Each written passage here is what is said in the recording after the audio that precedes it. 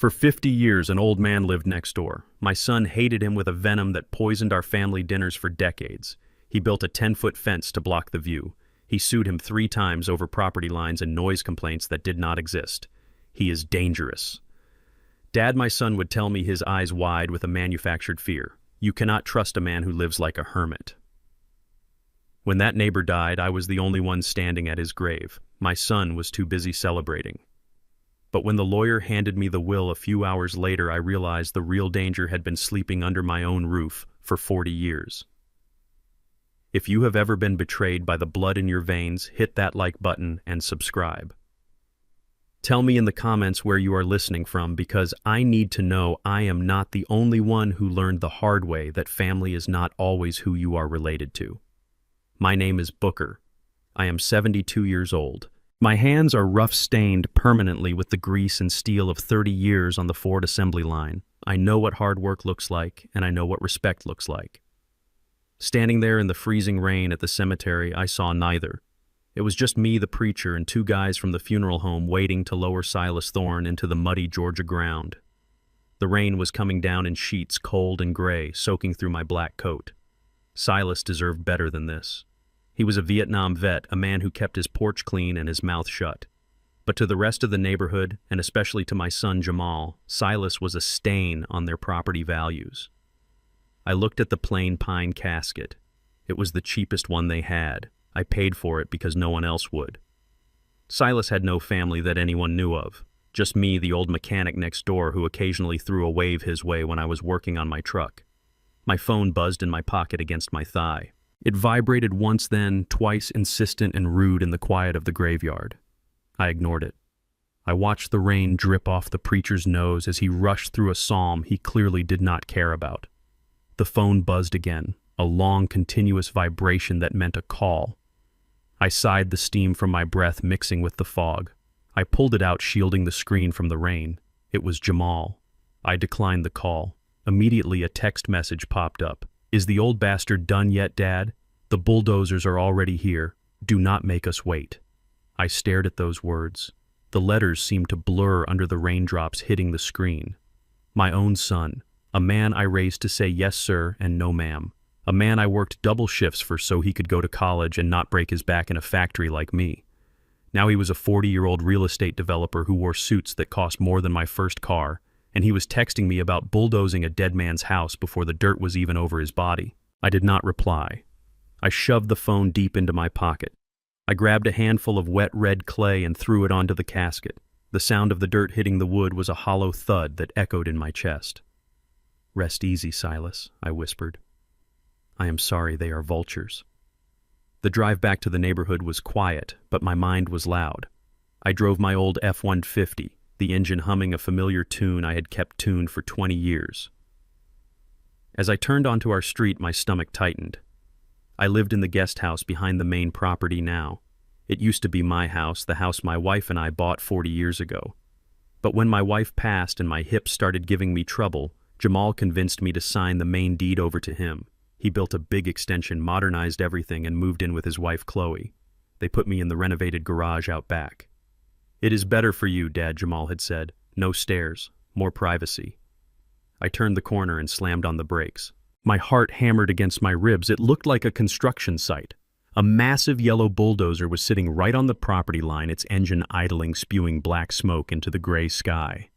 It was parked halfway onto Silas's lawn. The flower beds Silas had tended to carefully, even with his bad back, were already crushed under the massive tracks. And the fence. That damn fence. 5 years ago, Jamal had spent $10,000 erecting a 10-foot privacy fence between our yard and Silas's. He claimed Silas was spying on Chloe. He claimed Silas was bringing down the neighborhood's aesthetic. He put up signs that said, "Beware of dog," facing Silas's yard, even though we did not have a dog. It was an act of aggression, plain and simple. Now I watched as 2 men with crowbars were ripping that fence down. I parked my truck in the middle of the street, not caring about the neighbors. I got out my bad knee, protesting the sudden movement, and marched toward the chaos. Chloe was standing on the porch of the main house. She was wrapped in a cashmere shawl, holding a steaming mug of coffee, watching the destruction with a small, satisfied smile. She looked like a queen surveying a conquered kingdom. She was a beautiful woman with blonde hair, always perfectly styled, and a voice that sounded like sweet tea. But I had learned over the years that sweet tea can hide a lot of poison. "Hey," I shouted, my voice booming. It was the voice I used to use on the factory floor to be heard over the machinery. "Stop! Stop it right now!" The workers paused, looking at me, then looking at Chloe. Chloe did not flinch. She took a slow sip of her coffee and descended the stairs, her expensive boots crunching on the gravel. "Dad Booker," she said, her voice dripping with that fake sweetness she used when she wanted to manage me. "You are back early. Was the service nice? Short, I imagine?"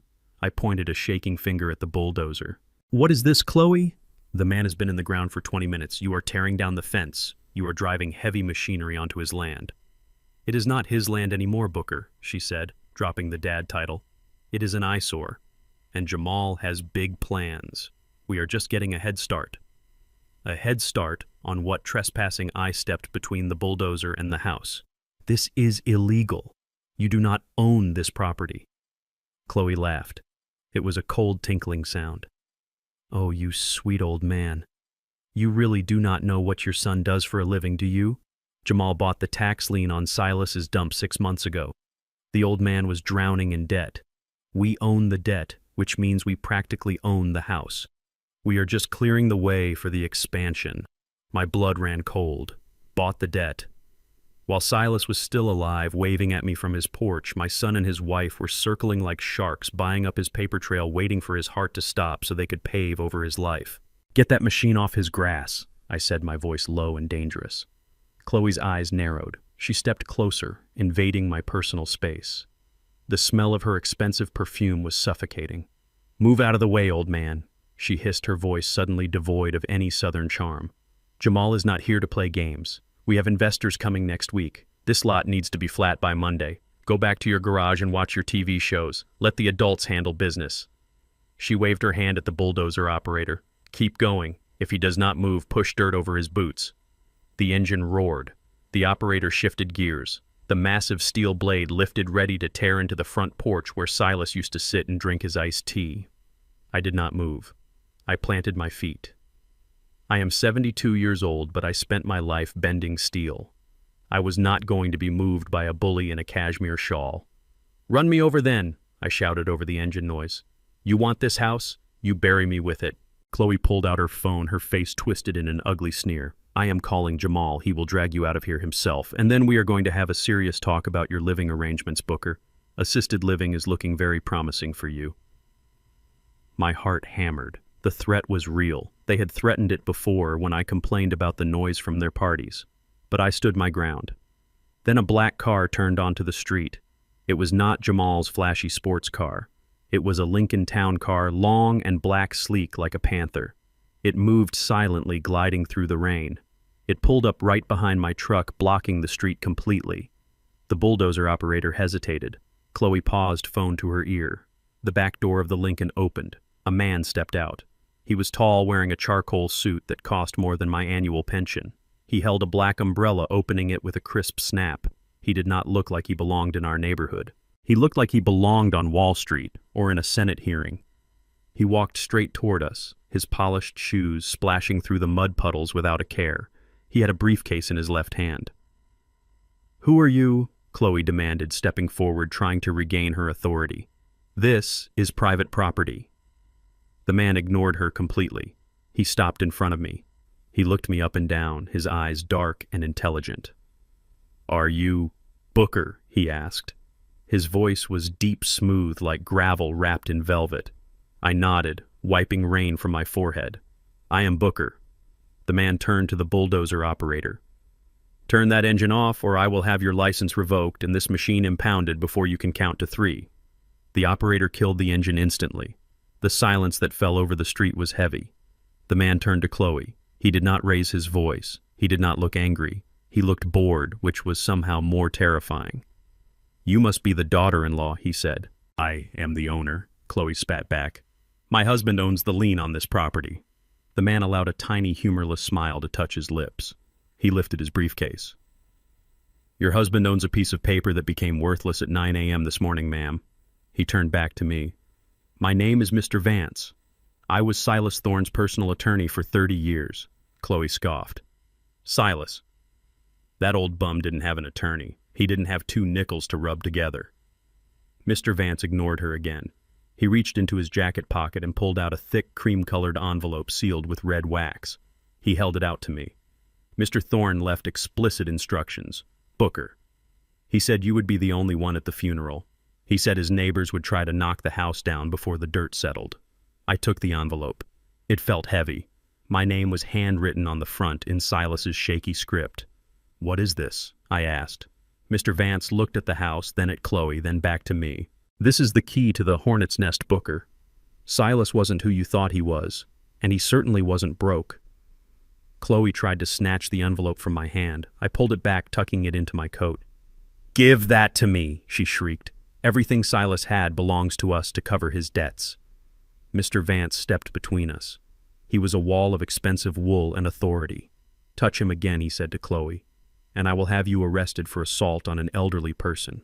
He looked at me. Open it when you are alone, Booker, and change the locks on your door tonight. The wolves are not at the door anymore. They are inside the house. He turned, got back into his Lincoln, and drove away, leaving me standing in the rain with a mysterious letter, a furious daughter-in-law, and the realization that the war had just begun. I looked at Chloe. She was trembling with rage, dialing Jamal on her phone. I turned my back on her and walked toward my garage apartment. I locked the door. I pushed a chair under the handle, and with shaking hands I broke the wax seal on the envelope. I sat at my small kitchen table, the linoleum cold under my elbows. The heavy, cream-colored envelope sat in the center of the table like a loaded gun. The red wax seal was broken, cracked down the middle from where my trembling fingers had pried it open, but I had not pulled the papers out yet. The rain hammered against the metal roof of the garage apartment, a relentless drumming that usually helped me sleep, but tonight it sounded like war drums. Mr. Vance, that lawyer with the suit that cost more than my truck, had not just handed me a piece of paper. He had handed me a burden. Before he got back into his Lincoln, he had pressed a heavy, cold brass key into my palm. It was old, the kind of key you do not see anymore, with jagged teeth that looked like they could bite. Keep this on your person, Booker, he had said, his voice low enough to slide under the sound of the rain. Silas gave me specific instructions. He said to give you this key and this letter only when the vultures started circling. And looking at your daughter-in-law on that porch, I would say the vultures are not just circling. They are already picking at the bones. I looked at the key sitting next to the envelope. It looked innocent enough, but my gut told me otherwise. My gut had kept me alive in the factory for 40 years, and it was screaming at me now. Suddenly a roar cut through the sound of the rain. It was the high-pitched whine of a high-performance engine being pushed too hard. I knew that sound. It was my son's Porsche Cayenne. He drove it like he owned the road, just like he thought he owned everything else. Tires screeched on the wet pavement outside. A car door slammed with enough force to shake the thin walls of my apartment. I did not move. I just placed my hand over the envelope, covering it with my calloused palm. The door to my apartment flew open. It hit the wall with a crack that made me jump. Jamal did not knock. He never knocked anymore. He stood in the doorway, his chest heaving, his face flushed a deep, angry red that clashed with his expensive beige raincoat. He looked wet, disheveled, and furious. "What did he give you?" Jamal shouted, not even bothering with a hello. He stepped into the room, bringing the smell of wet pavement and expensive cologne with him. He pointed a shaking finger at my hand covering the envelope. "That lawyer. I saw him leaving." "What did he give you, Dad?" "It is none of your business, Jamal," I said, keeping my voice steady, though my heart was hammering against my ribs.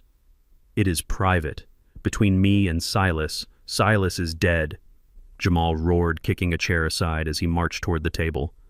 "He is dead, and everything he owned belongs to me. I bought his debt. I own his legacy. Whatever is in that envelope is mine." He reached out to snatch it. His hands were soft manicured, the hands of a man who signed papers for a living. My hand was a claw of iron and grease. I snatched the envelope away before he could touch it and shoved it deep into the inside pocket of my flannel shirt. "Do not touch me, boy," I growled. I stood up, towering over him. "I might be 72, but I am still the man who taught you how to walk. Do not make me teach you a lesson in respect." Jamal recoiled, surprised by my speed. He took a step back, running a hand over his bald head, his eyes darting around the room like a trapped animal. He let out a harsh, incredulous laugh. Respect. You want respect.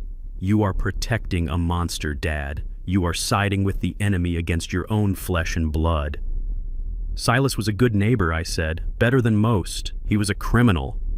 Jamal screamed, spit flying from his mouth. Do you even know who he was? Do you know why he lived behind a fence? He was a hitman in Chicago back in the 80s. He killed people, Dad. He has got blood on his hands. That is why he hid here. That is why he had no family, and now you are holding on to his dirty secrets like they are treasure. I looked at my son, and for a second the anger drained out of me, replaced by a cold, heavy sadness. I remembered a different rainy night 10 years ago. Jamal had just started his real estate business. He wanted to play with the big boys, but he did not have the capital. So he borrowed money. Not from a bank, but from men who did not ask for credit scores. They had come to the house at 2 a.m, 3 of them. They were banging on the front door, shouting about interest rates and broken kneecaps.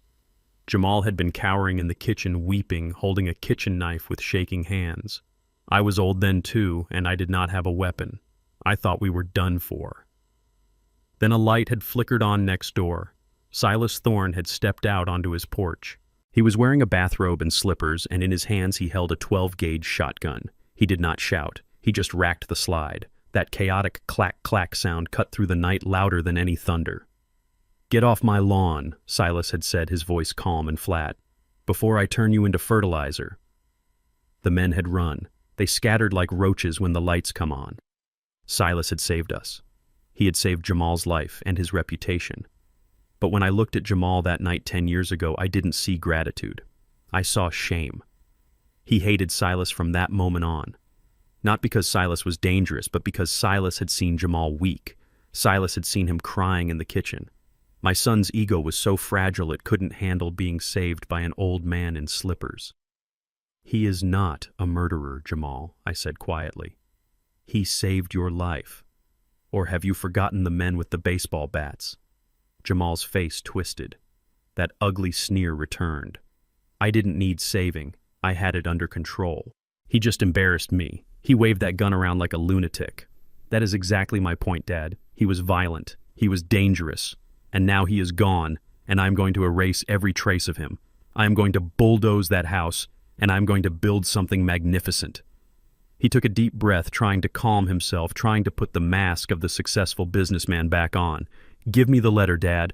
Chloe is upset. We are trying to build a future for this family, for you. Do not make this hard. If you keep fighting me, I can't guarantee I can keep you in this apartment. The nursing home has a bed open next week. There it was. The threat. The same threat he always used when I didn't fall in line. Get out, I said. Jamal blinked. What I pointed at the door. Get out of my house. I am not giving you anything. And if you threaten me with that home one more time, I will walk down to the police station and tell them about the creative accounting you use on your taxes. Jamal went pale. He knew I knew. He opened his mouth to speak, but saw the look in my eyes and thought better of it. He turned on his heel and stormed out, slamming the door so hard a picture frame fell off the wall and shattered on the floor. I stood there for a long time listening to the Porsche peel out of the driveway. My hands were shaking again. I felt old. I felt tired. But mostly I felt a burning curiosity. I went to the door and locked it. I engaged the deadbolt. Then I dragged my heavy wooden table chair and wedged it under the doorknob. It was a trick Silas had taught me years ago. I went back to the table and sat down. I pulled the envelope out of my pocket. I reached for the brass key. I took a deep breath and pulled the contents of the envelope out. I was expecting a will. I was expecting a deed. I was expecting maybe a confession to the crimes Jamal claimed Silas had committed. Instead, a single heavy piece of parchment paper slid out along with a small card that had a series of numbers written on it. A combination. I unfolded the parchment. It was handwritten in that same shaky script I had seen on the envelope. It read, Booker. If you are reading this, I am gone, and the vultures are pecking. Do not trust the lawyer completely, but trust him more than your son. The key opens box number 402 at the First National Bank downtown. The combination is for the safe inside the house under the floorboards in the pantry. Your son thinks he bought my debt. He thinks he owns me. He thinks he is a shark. But he is just a minnow who learned how to forge a signature. I stopped reading. The room seemed to spin. I read the line again. He is just a minnow who learned how to forge a signature. My breath caught in my throat. I continued reading.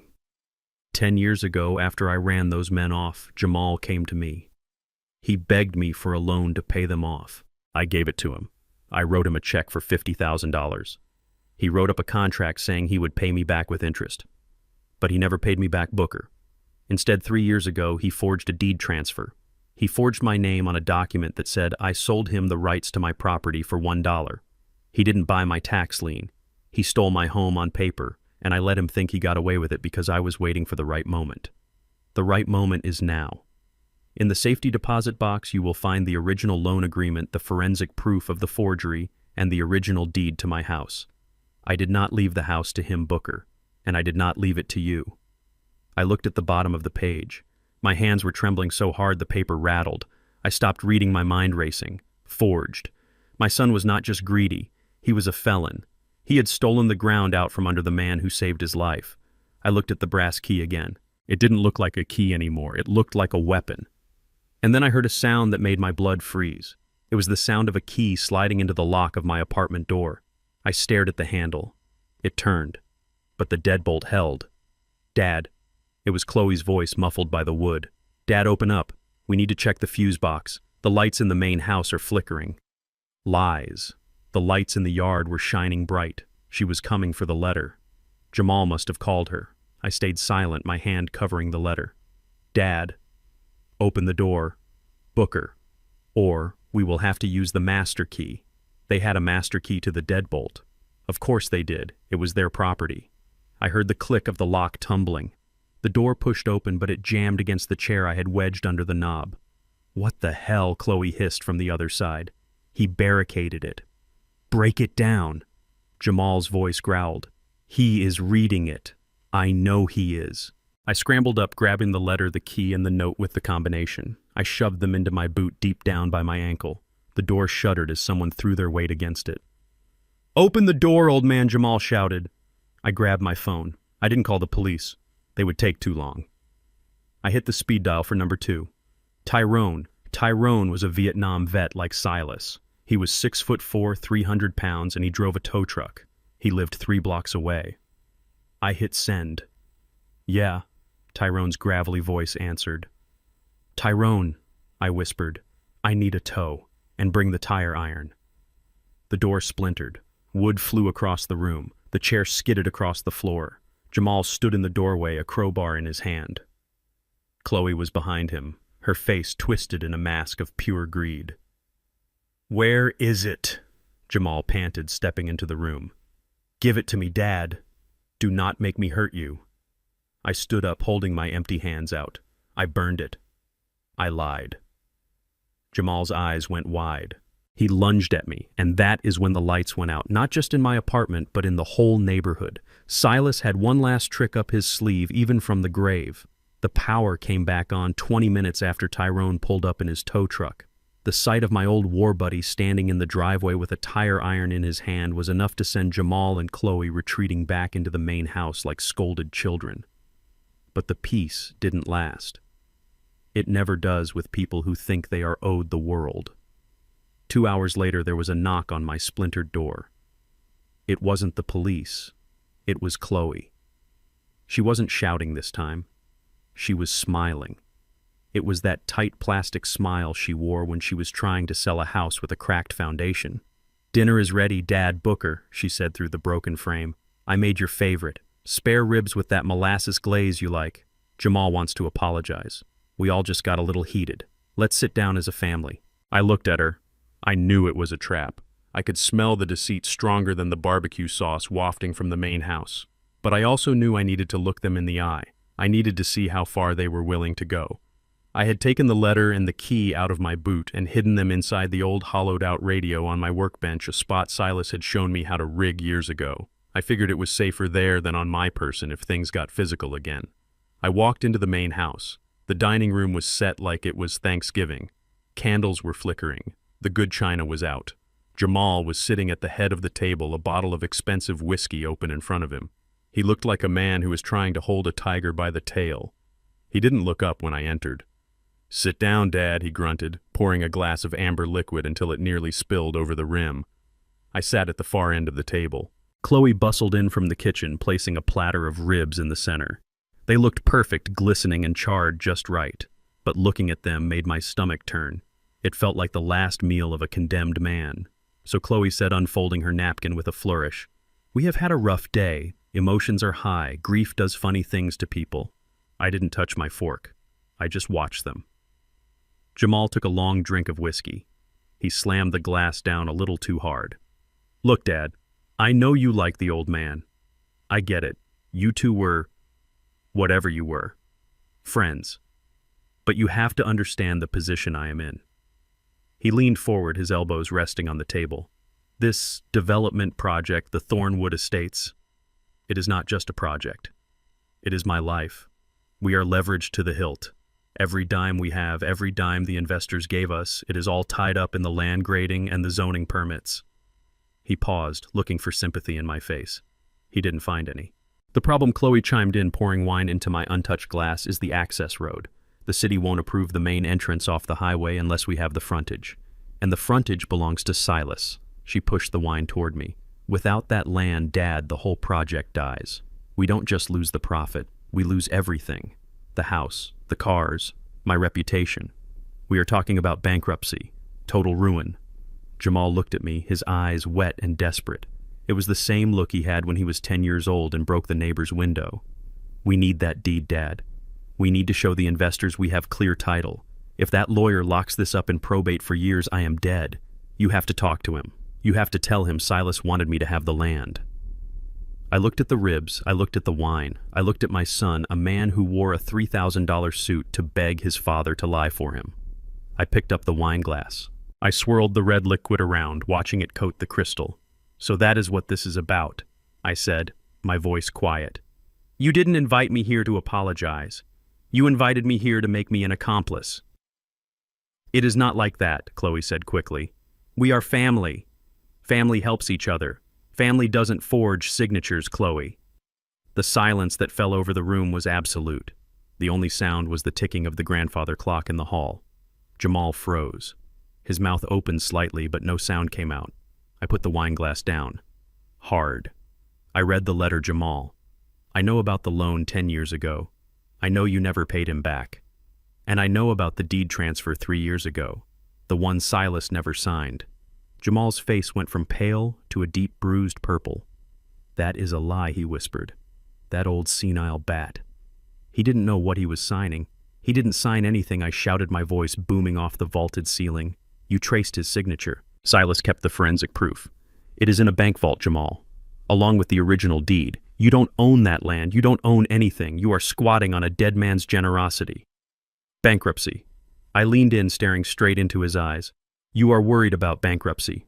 You should be worried about prison, fraud, forgery, grand larceny. That is 10 to 20 years, son." Jamal stood up so fast his chair flew backward and crashed onto the floor. He swept his arm across the table. The wine bottle, the glasses, the platter of ribs. Everything went flying. Crystal shattered against the wall. Gravy splattered onto Chloe's silk dress. "Shut up," Jamal screamed. He looked insane. His eyes were bulging, veins popping in his neck. "You are lying." "He is lying, Chloe. He is just a bitter old man who hates that his son is successful." He pointed a shaking finger at me. "You are senile. That is what this is. You are losing your mind. You are listening to the ramblings of a dead criminal over your own son."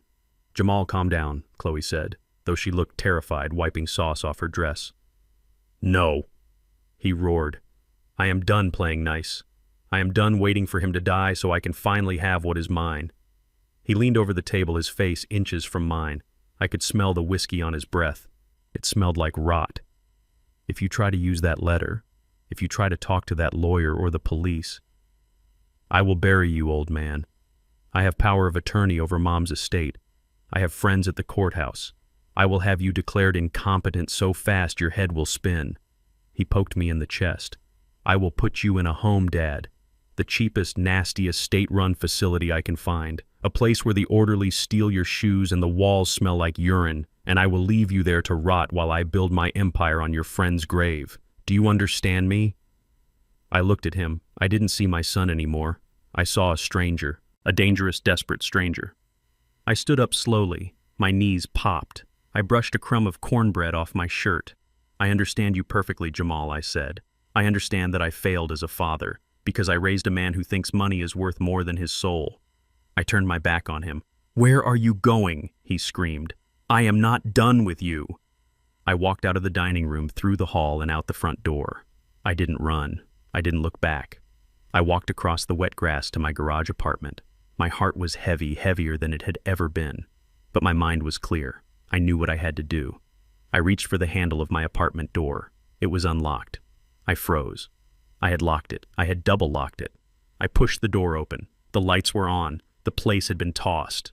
My mattress was slashed open, stuffing spilling out like guts. The drawers were pulled out, clothes scattered everywhere. The kitchen cupboards were ripped open. My eyes darted to the workbench. The old radio was smashed to pieces on the floor. Wires and tubes were scattered across the concrete, and the hollow space inside was empty. They hadn't invited me to dinner to talk. They hadn't invited me to eat ribs. They had invited me to get me out of the house. While Jamal was screaming at me, while Chloe was pouring wine, someone else had been here. The letter was gone. The key was gone. I stood in the wreckage of my home, the cold wind blowing in through the open door. I didn't scream. I didn't cry. I reached into my pocket and pulled out my old flip phone. I dialed a number I hadn't called in 30 years. Hello, a raspy voice answered. Tyrone, I said. It is Booker. Don't put the tire iron away yet. And bring the truck around the back. We are going to the bank. But first I needed to make a stop. Because Silas might have lost the letter, but he had taught me one thing about dealing with snakes: you don't step on the tail. You cut off the head. I looked back at the main house. Jamal was in the window watching me. He was smiling. He thought he had won. He thought he had taken my only weapon. But he forgot that I was the one who taught him how to fix things. And I knew exactly how to dismantle what I had built. I stood in the center of my wrecked apartment, the stuffing from my slashed mattress drifting around my boots like snow. My first instinct was to roar, to grab a tire iron and march back into that main house and demand what was mine. But rage makes you sloppy. Rage makes you predictable. And right now, Jamal and Chloe were counting on me being a predictable, angry old man. I took a deep breath, inhaling the scent of destruction, dust-torn fabric, and the faint, lingering smell of Chloe's expensive perfume. She had been here. I did not need a detective to tell me that, but I needed proof. I walked over to the corner of the room, to the old, dusty air conditioning unit mounted high on the wall. It looked like a piece of junk from the 80s, rusted and noisy. Jamal had offered to replace it a dozen times, but I always refused. He thought I was just being stubborn. He did not know that inside the plastic casing right behind the vent was a high-definition camera with a motion sensor. I had installed it 5 years ago when I noticed my tools going missing from the garage. An old mechanic never leaves his shop unguarded. I climbed up on a sturdy crate, popped the cover off, and pulled out the tiny memory card. My hands were steady now. The shaking had stopped. I slot the card into my old laptop on the kitchen counter. The screen flickered to life. I clicked on the file time-stamped for an hour ago. The video was crisp. The door opened. Chloe walked in. She was not wearing the silk dress she had on at dinner. She was wearing black workout clothes and gloves. She moved fast, efficiently. She went straight for the mattress, slicing it open with a box cutter, then the drawers, then the workbench. I watched as she picked up the old radio. She shook it. She smashed it against the floor. She smiled when she saw the hollow space inside, but her smile vanished when she found it empty. She did not find the letter. She did not find the key. I froze the video. I zoomed in on her face. The frustration was etched into every line. She started tearing the rest of the room apart in a frenzy, throwing my clothes, my books, my few precious photos of my late wife. I sat back in my chair. They did not have it. I let out a breath I did not know I was holding. I had moved the letter and the key again right before I went to dinner.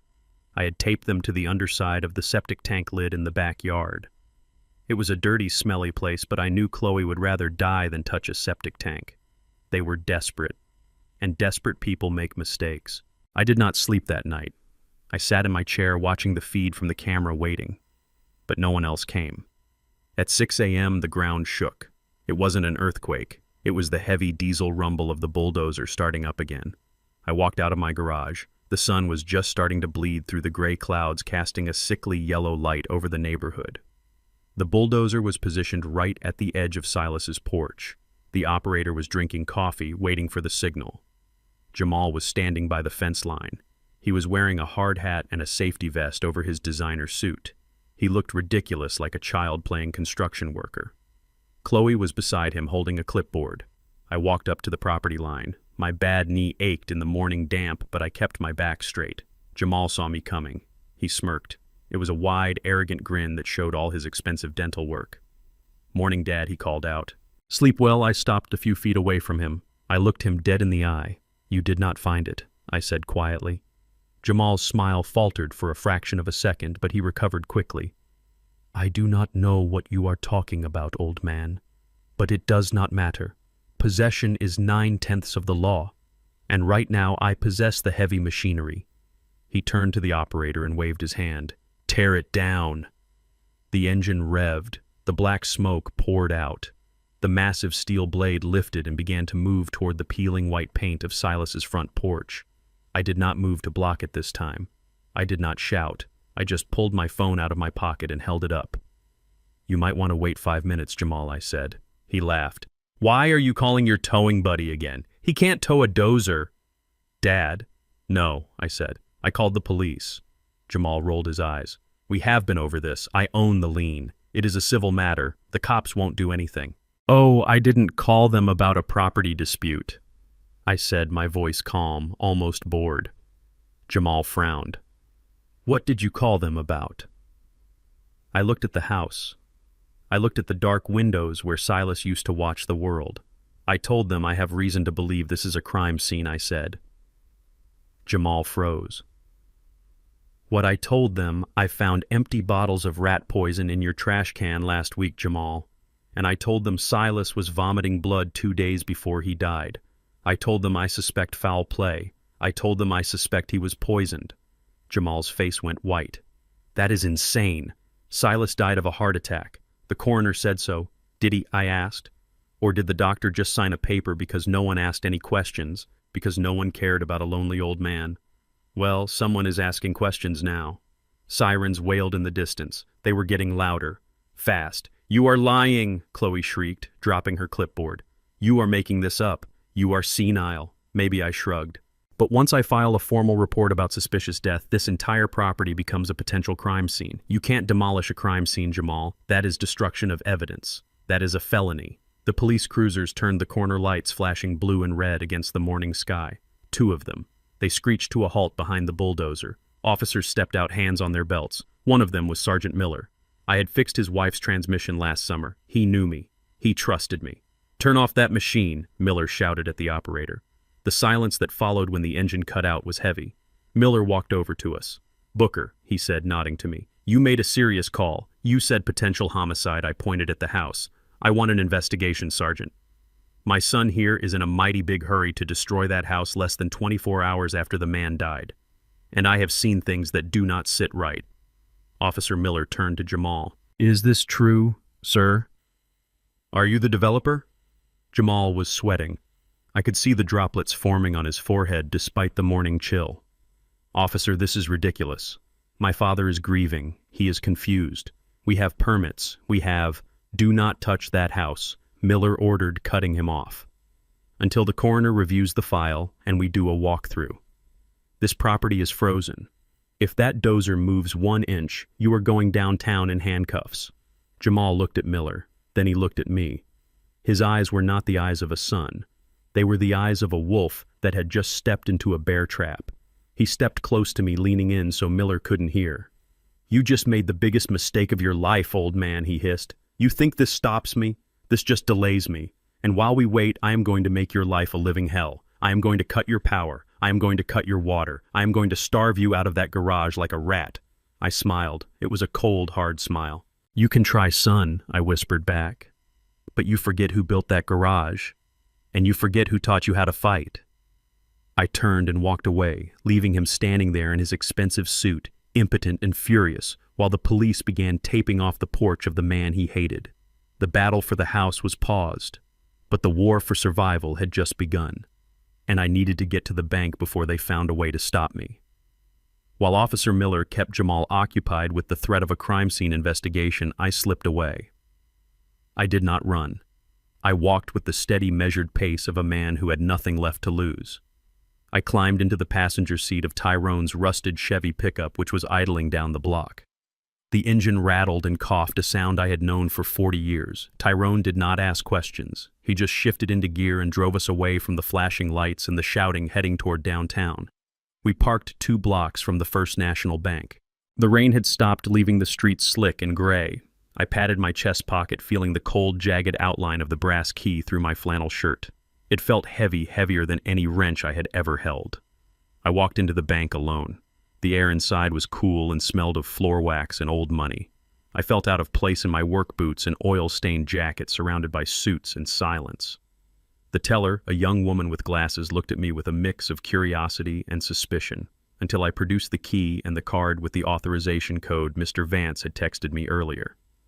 She led me into the vault. It was a room of steel and silence, lined with hundreds of small metal drawers. Box 402.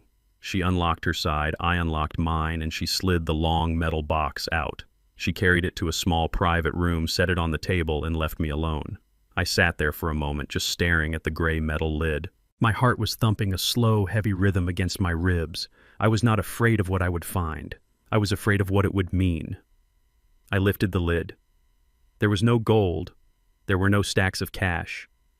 Just a thick leather-bound accordion folder smelling of dust and tobacco. I pulled it out and undid the string tie. Inside were 2 distinct stacks of papers, each clipped together with rusted paper clips. I picked up the first stack. The paper was old, yellowed at the edges. I recognized the letterhead immediately. It was from the Detroit Savings and Loan, the bank that held the mortgage on my house 30 years ago. My hands started to shake. I remembered that year, 1994. I was working the night shift at the plant when a hydraulic line burst. A steel beam swung loose and crushed my leg. I spent 3 months in the hospital and 6 months in rehab. The workers' comp was a joke. It barely covered the medical bills, let alone the mortgage. We were months behind. The foreclosure notices had started piling up on the kitchen table like snow. My wife Sarah cried every night, trying to hide it from me, but I heard her. We were going to lose everything.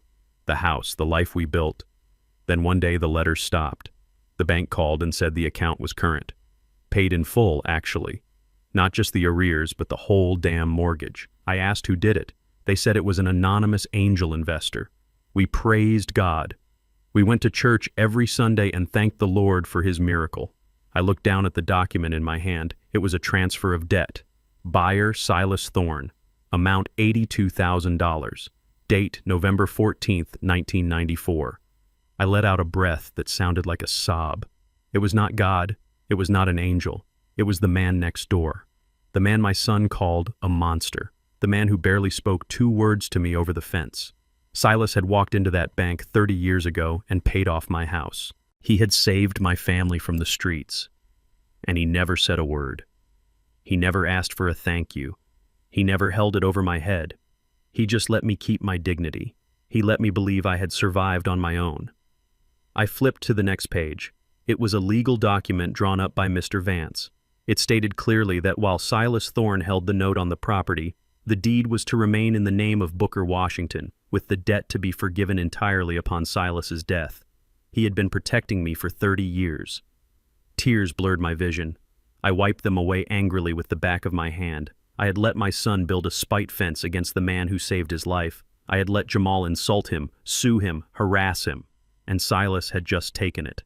He sat on his porch and took it, knowing he owned the roof over our heads. I set the first stack aside, my chest aching with a gratitude that came 3 decades too late. I picked up the second stack. This one was newer. The paper was crisp and white. The first document was a lease agreement dated 12 years ago. It was for the plot of land adjacent to ours, the land where Jamal had built his monstrosity of a McMansion. I read the terms. It was a 99-year ground lease. Silas Thorne the lesser, Jamal Washington the lessee. Jamal did not own the land his house sat on. He never did. He leased it from Silas for a nominal fee with strict conditions. No commercial development, no subdivision, just a residential home. I flipped the page, and there it was, the smoking gun. It was a copy of a warranty deed dated 3 years ago. It purported to transfer the title of the land from Silas Thorne to Jamal Washington for the sum of $10. But clipped to the front of it was a report from a forensic handwriting analyst. The report was brutal. It highlighted the signature of Silas Thorne on the deed in red ink. It compared it to 20 known samples of Silas's signature from checks and legal documents. Conclusion. High probability of forgery. The signature lacks the characteristic tremor of the subject's neuropathy. The pressure points indicate a tracing attempt. I felt sick, physically sick. Jamal had not just bullied an old man, he had stolen from him. He had taken a lease, an act of generosity that allowed him to build his dream house next to his father, and he had tried to turn it into ownership through theft. I understood now. I understood why Jamal hated Silas so much. It was not fear. It was not annoyance. It was guilt. Every time Jamal looked out his window and saw Silas sitting on that porch, he saw the man who knew his secret. He saw the man who could take everything away from him with a single phone call. That is why he built the fence. Not to keep Silas out, but to hide his own shame, to block the view of his victim. And that is why he was so desperate to bulldoze the house. He wasn't just clearing land for a development, he was trying to bury the evidence. He needed Silas gone, and he needed the estate settled quickly before anyone looked too closely at the paperwork. I looked at the bottom of the safe deposit box. There was one more thing, a small black leather notebook. I opened it. It was a diary, Silas's diary. I turned to the last entry dated just 3 weeks ago. The writing was shaky, spider-like scrawls across the page.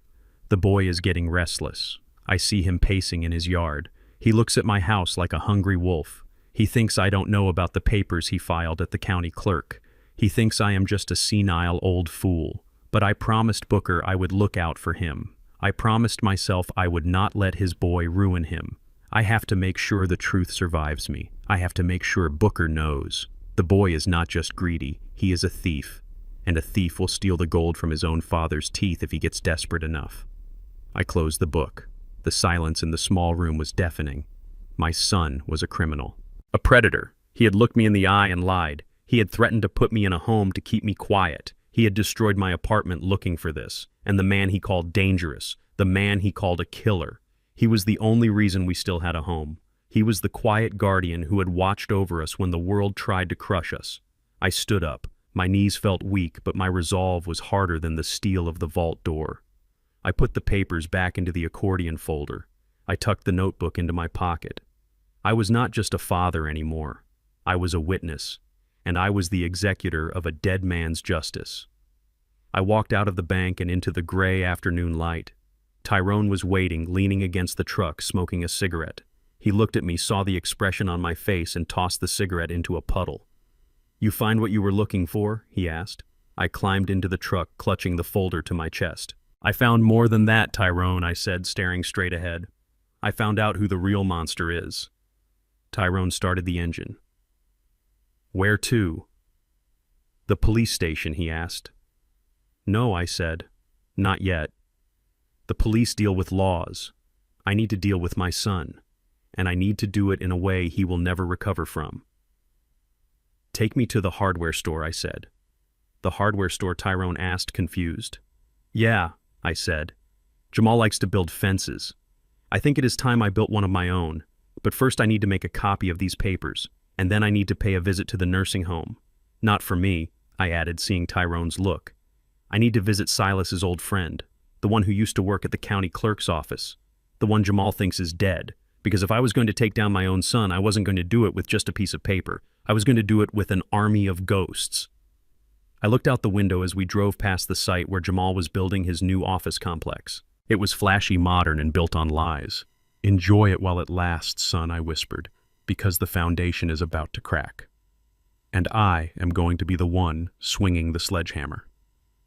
Tyrone dropped me off a block away so I could approach the house quietly. I had a bag of heavy-duty deadbolts and a receipt from the hardware store in my pocket, but as soon as I turned the corner onto my street, I knew the locks would have to wait. There was a white sedan parked right behind Jamal's Porsche in the driveway. It wasn't a police cruiser, but it had the official state seal on the door: Department of Health and Welfare, Adult Protective Services. My stomach dropped harder than it had when I saw the bulldozer. This was a different kind of weapon. A bulldozer knocks down walls, but a social worker with a clipboard can knock down a man's entire life. They were not trying to steal the house anymore. They were trying to steal me. They were trying to steal my voice, my rights, and my freedom. I walked up the driveway, my boots crunching on the gravel. The front door to the main house was open. I could hear sobbing coming from inside. It was a theatrical, heaving kind of crying that I recognized instantly. It was Chloe's performance voice. I stepped into the foyer. The air smelled of lavender air freshener and betrayal. In the living room, Chloe was sitting on the edge of the sofa, clutching a tissue to her nose. A woman in a gray business suit was sitting across from her, taking notes on a yellow legal pad. Jamal was standing by the fireplace, looking solemn and concerned, playing the part of the worried son to perfection. "He is just not the same anymore," Chloe wailed, her voice trembling. "He forgets things. He gets violent. Yesterday he threatened to burn the house down. And he is paranoid, so paranoid. He thinks everyone is out to get him. He thinks the neighbor who died of a heart attack was poisoned." "Who thinks things like that?" The social worker nodded sympathetically, scribbling furiously. "And you said he has weapons?" Chloe nodded vigorously, wiping a dry eye. "Yes. He keeps a knife under his pillow, a big hunting knife. We are terrified to sleep at night. We love him so much, but we just can't care for him anymore. He needs professional help. He needs to be in a facility where they can manage his delusions." I stood in the doorway listening to them dismantle my sanity brick by brick. They were painting a picture of a madman, a dangerous, senile old fool who needed to be locked away for his own good. And if they succeeded, if the state declared me incompetent, Jamal would be named my legal guardian. He would control my finances, my medical decisions, and most importantly, the land. He wouldn't need Silas's signature anymore. He would just need his own. I cleared my throat. The sound was loud in the room. Chloe jumped. The social worker turned around, her eyes widening slightly as she took in my appearance. I was wearing my old work flannel stained with grease, and my boots were muddy. I looked rough. I looked like exactly the kind of man Chloe was describing. "Mr. Washington," the woman asked, standing up. She adjusted her glasses. "My name is Mrs. Gable. I am with Adult Protective Services. We received an emergency report regarding your welfare." I looked at her. I didn't look at Jamal or Chloe. I kept my face calm, my breathing steady. I knew that any sign of anger, any raised voice would just prove their point. "I am Booker Washington," I said, my voice low and level. "And I suppose these two told you I am losing my mind." Mrs. Gable looked at her notes, then back at me. "They are concerned for your safety, sir. There are allegations of dementia, paranoia, and potential self-harm. They claim you are unable to care for yourself or make rational decisions." Jamal stepped forward, his hands clasped in front of him. "Dad, please, do not make this difficult. Mrs. Gable is just here to help. We just want what is best for you. You have been acting so erratic lately. The accusations against the neighbors, the hoarding in the garage. We are worried." Hoarding. He meant my tools, my life's work. Mrs. Gable stepped closer to me. "Mr. Washington, I need to ask you some questions. If I determine that you are a danger to yourself or others, or if you cannot demonstrate cognitive competence, I may have to recommend an emergency protective hold. That would mean a temporary placement in a care facility while we conduct a full evaluation." Temporary placement. That was the trap. Once you go in, you rarely come out, especially when your guardian is the one paying the bills to keep you there. I walked over to the armchair and sat down. I rested my hands on my knees. I looked Mrs. Gable in the eye. "Ma'am," I said, "I am 72 years old. I have lived in this neighborhood for 40 years. I fix my own truck, I cook my own meals, and I balance my own checkbook down to the penny." Chloe let out a little shriek. "He thinks there is gold under the floorboards. He is delusional." I ignored her. I reached into the inside pocket of my jacket. The social worker flinched, probably expecting the knife Chloe had lied about. Instead, I pulled out a folded piece of paper. It was crisp and white.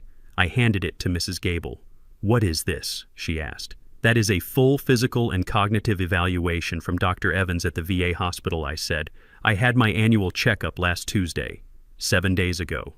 You will see my blood pressure is a little high, probably from the stress of living next to snakes, but my cognitive scores are perfect." Dr. Evans noted that I am, and I quote, "sharp as a tack." Mrs. Gable unfolded the paper. She read it in silence. Her eyebrows went up. She looked at the date. She looked at the signature. "This is very recent," she murmured, "and it contradicts the report I was given." Jamal stepped in, his voice tight. "Doctors can be fooled. My father is very good at hiding his symptoms. He has good days and bad days. Today might be a good day, but last night he was screaming at walls." Mrs. Gable looked conflicted. She looked from the paper to me, then to Jamal. "Mr. Washington," she said slowly, "the medical report is compelling. However, the accusations of violence and the threats, specifically the knife and the paranoia about the neighbor, those are serious. If your family feels unsafe—" She was wavering. She didn't want to be the one who left an old man alone only to have him hurt someone later. She needed to be sure. I stood up slowly. I reached into my pocket again. "I do not have a knife under my pillow, Mrs. Gable. You are welcome to check. But I do have something else." I pulled out my phone. It was an old smartphone, cracked screen, but the voice recorder worked just fine. "My son and his wife say I am paranoid," I said. "They say I imagine threats. They say I am making up stories about them trying to put me away to steal my property." I tapped the screen. "But I am a mechanic, ma'am. And a mechanic knows that you always diagnose the noise before you take apart the engine." I pressed play. The audio was clear. It wasn't from a hidden camera this time. It was from the phone itself, recording inside my pocket during dinner the night before. Chloe's voice filled the room, sharp and vicious, stripping away the sweet veneer she was wearing now. "If you try to use that letter, if you try to talk to that lawyer or the police, I will bury you, old man. I have power of attorney over Mom's estate. I have friends at the courthouse. I will have you declared incompetent so fast your head will spin." Mrs. Gable's head snapped up. She looked at Chloe. The recording continued. Jamal's voice was next slurred with whiskey and rage. "I will put you in a home, Dad. The cheapest, nastiest, state-run facility I can find. A place where the orderlies steal your shoes and the walls smell like urine. And I will leave you there to rot while I build my empire on your friend's grave. Do you understand me?" I let the silence hang in the air after the recording stopped. It was a heavy, suffocating silence. Chloe's face had lost all its color. She looked like a ghost. Her mouth was opening and closing like a fish out of water. Jamal was staring at the floor, his fists clenched at his sides. I looked at Mrs. Gable. "Does that sound like a family concerned for my well-being?" I asked softly. "Or does that sound like two people trying to intimidate a witness to a fraud?" Mrs. Gable stood up straight. Her demeanor changed instantly. The sympathy was gone. The professionalism was back, but it was cold and hard, directed entirely at the two people standing by the fireplace. She closed her notebook with a snap. "Mr. and Mrs. Washington," she said, her voice icy. "Filing a false report with Adult Protective Services is a misdemeanor. Using state resources to harass an elderly person in an attempt to manipulate property rights is a felony." She turned to me. "Mr. Washington, based on this recording and your medical records, I am closing this investigation immediately. You are clearly competent. In fact, you seem to be the most rational person in this room." She looked back at Jamal. "I will be filing a report of my own regarding this visit. And if I receive one more call from this household that turns out to be fabricated, I will be contacting the district attorney myself. Do I make myself clear?" Jamal didn't answer. He couldn't. He looked like he had been punched in the gut. Mrs. Gable nodded to me. "If you need anything, Mr. Washington, or if you feel unsafe in this home, you call me directly. Here is my card." I took the card. "Thank you, ma'am." She walked to the door. She stopped as she passed Chloe. "You should be ashamed of yourself," she said quietly. The door closed behind her. I was alone with them again. But the power in the room had shifted. It had shifted violently. Chloe stood up. Her face wasn't sad anymore. It was twisted into a mask of pure, unadulterated hatred. Her eyes were slits. Her lips were a thin white line.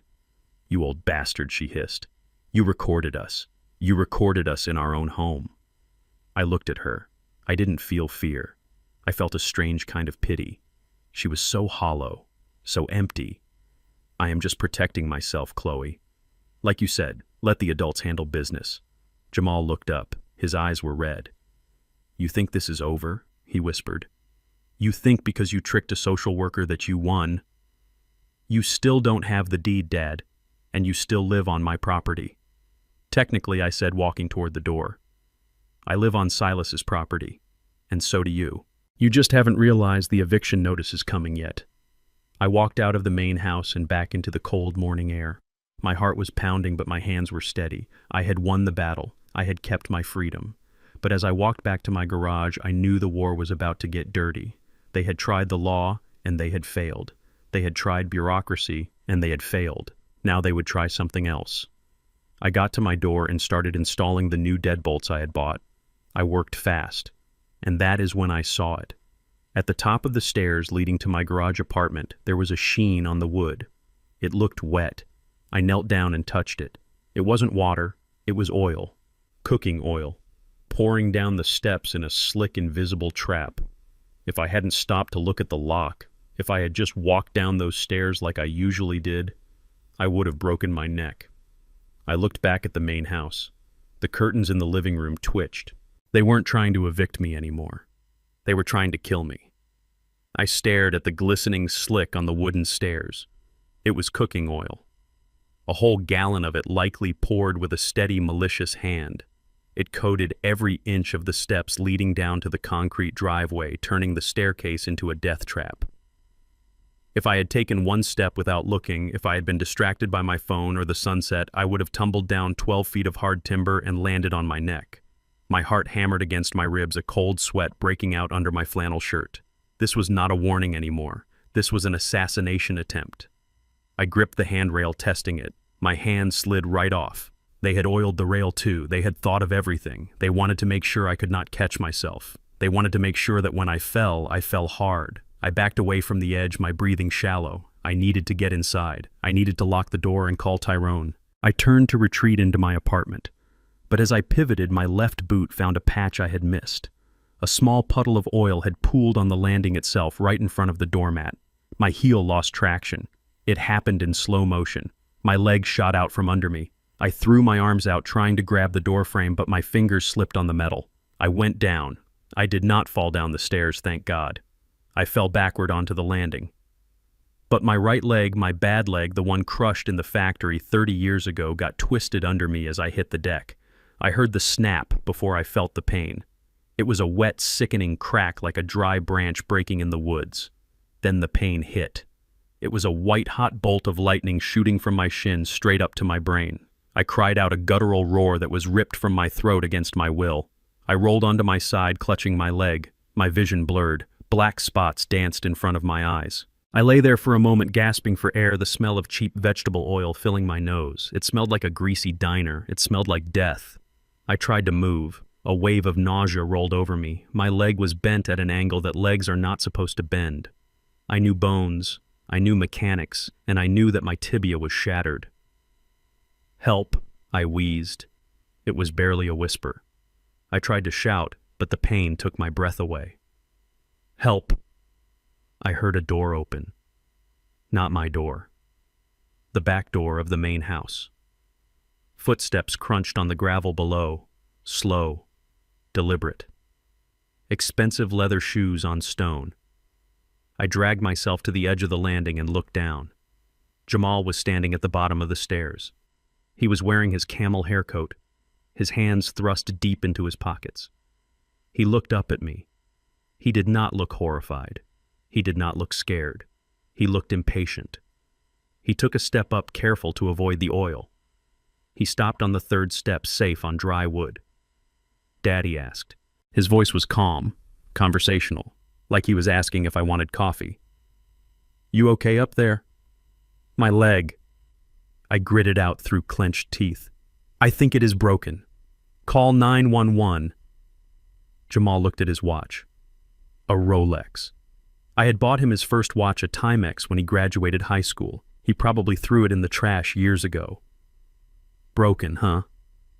That sounds painful. Old bones don't heal well, Dad, especially not when you are living in a drafty garage." "Call the ambulance, Jamal." I shouted, the pain making my voice crack. He didn't move. He didn't reach for his phone. He just stood there looking at me like I was a problem on a spreadsheet that needed to be deleted. "I can do that, Dad," he said. "I can call them right now. The hospital is only 10 minutes away. They have good pain meds. You could be sleeping comfortably in an hour." He paused. He pulled a folded piece of paper from his coat pocket. But first we need to handle some business. I stared at him through the haze of pain. What? This is a power of attorney, Dad. And a transfer of rights for the Thorne estate. I need you to sign it. He held the paper up. You sign this and I call the ambulance. You don't sign it. Well, I guess I didn't hear you fall. I guess I was inside watching TV. And who knows how long it will be before someone finds you out here in the cold. It is supposed to freeze tonight, Dad. Hypothermia is a bad way to go. I looked at my son, my flesh and blood, the boy I had taught to fish, the boy I had held when he scraped his knee. He was standing there bartering my life for a piece of dirt. You are sick, I whispered. I am practical. He snapped his mask, slipping for a second. I am doing what needs to be done. You are the one being difficult. You are the one forcing me to do this. Just sign the paper, old man. It is over. You lost. I closed my eyes. The pain in my leg was nothing compared to the pain in my chest. My heart felt like it was turning to stone. I am not signing anything, I said. Jamal's face hardened. He shrugged. Suit yourself. Let me know if you change your mind. It is going to get cold once the sun goes down. He turned to walk away. I knew he meant it. He was going to leave me there. Panic surged through me, overriding the pain. I needed a phone. I needed help. I rolled over, dragging my shattered leg behind me. I screamed as the bone grated, but I kept moving. I crawled toward the door of my apartment. It was open. I pulled myself over the threshold, my fingernails scraping against the wood floor. I left a trail of dirt and oil behind me. The landline. I had an old corded phone on the kitchen counter low enough to reach. It was my lifeline. I crawled, inch by agonizing inch. The apartment was spinning. I focused on the white cord dangling from the counter. Just 10 feet. Just 5 feet. I heard heavy footsteps behind me. Jamal had come up the stairs. He had walked through the oil. He didn't care anymore. I reached up. My fingers brushed the receiver. A polished leather boot slammed down on the phone cord. I looked up. Jamal was standing over me, breathing hard. He looked like a giant. Tisk tisk, Dad, he said. You are not making this easy. He kicked the phone. It flew off the counter and crashed against the far wall, shattering into plastic shards. The dial tone buzzed for a second, then died. Now nobody is calling anyone, he said, unless I say so. He knelt down, careful not to get his knees dirty. He held the paper in front of my face. He pulled a gold pen from his pocket. Sign it, Dad. Sign it, and the pain stops. I looked at the pen. I looked at his face. I saw the fear behind his eyes. He was terrified. He was in too deep, and he knew it. He had crossed a line he could never uncross. I am not signing, I spat at him. And when I get up from this floor, Jamal, I am going to destroy you. He stood up. He looked at me with pure loathing. You are never getting up, he whispered. He turned and walked toward the door. He was going to lock me in. He was going to leave me to die on the floor of my own home. I watched his back. I waited until he was at the threshold. Then I used my left hand to reach for my right wrist. I was wearing a watch, not a Rolex. It was a bulky, ugly black rubber watch with a big red button on the side. Tyrone had forced me to buy it last year. It was a medical alert watch with a GPS tracker and a cellular connection. For emergencies only, Booker Tyrone had said, for when you fall and can't get up. I looked at Jamal's retreating back. This is an emergency, son, I whispered. I pressed the red button and held it down for 3 seconds. A high-pitched electronic shriek filled the room. It was deafening. It sounded like a smoke alarm strapped to my wrist. Emergency alert activated. A robotic voice boomed from the watch. Locating user. Contacting emergency services. Jamal spun around. His eyes went wide. What is that? Turn it off. Help is on the way, the watch announced. Do not move. The siren on the watch pulsed louder and louder. It echoed off the garage walls. It was designed to be heard by neighbors 3 houses down. Turn it off, Jamal screamed. He ran toward me. He looked like he was going to stomp on my wrist, but then from outside a different sound cut through the air. It was the wail of a siren. A real siren, not the watch. A police siren. We lived 3 blocks from the precinct. The GPS signal must have gone straight to dispatch. Or maybe Tyrone was already on his way. Jamal froze. He looked at the door. He looked at me. He looked at the paper in his hand. The siren was getting louder. Fast. It was turning onto our street. Panic took over. The arrogance vanished. Jamal was just a scared boy again. He crumpled the paper and shoved it into his pocket. He looked at me one last time. There was no love in his eyes, only hate and fear. "You are dead to me," he hissed. Then he ran. He bolted out the door, jumping down the oiled stairs, nearly slipping himself. I heard his car door slam. I heard the Porsche engine roar to life.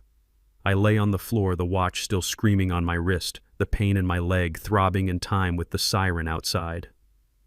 I was alone. I was broken, but I was alive. And as the blue and red lights began to flash against my living room wall, I knew one thing for sure. Jamal had just run from the scene of a crime. And this time, he couldn't bribe his way out of it. The door burst open again. It wasn't Jamal. It was Officer Miller. "Booker," he shouted, seeing me on the floor. I let my head drop back against the wood. "Officer," I rasped. "I would like to report an attempted murder."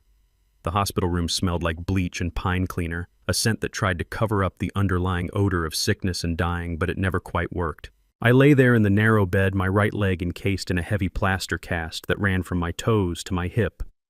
The pain was a dull, throbbing drumbeat in my shin, kept at bay by whatever they had dripping into my arm through a plastic tube. I hated hospitals. I had not been in one since the accident at the plant 30 years ago. They made me feel small. They made me feel trapped. And right now, trapped was the last thing I could afford to be. The door to my room creaked open. I tensed, expecting to see a nurse with a needle, or worse, my son with another contract. But it was neither. It was Mr. Vance. The lawyer looked out of place in the sterile, fluorescent-lit room.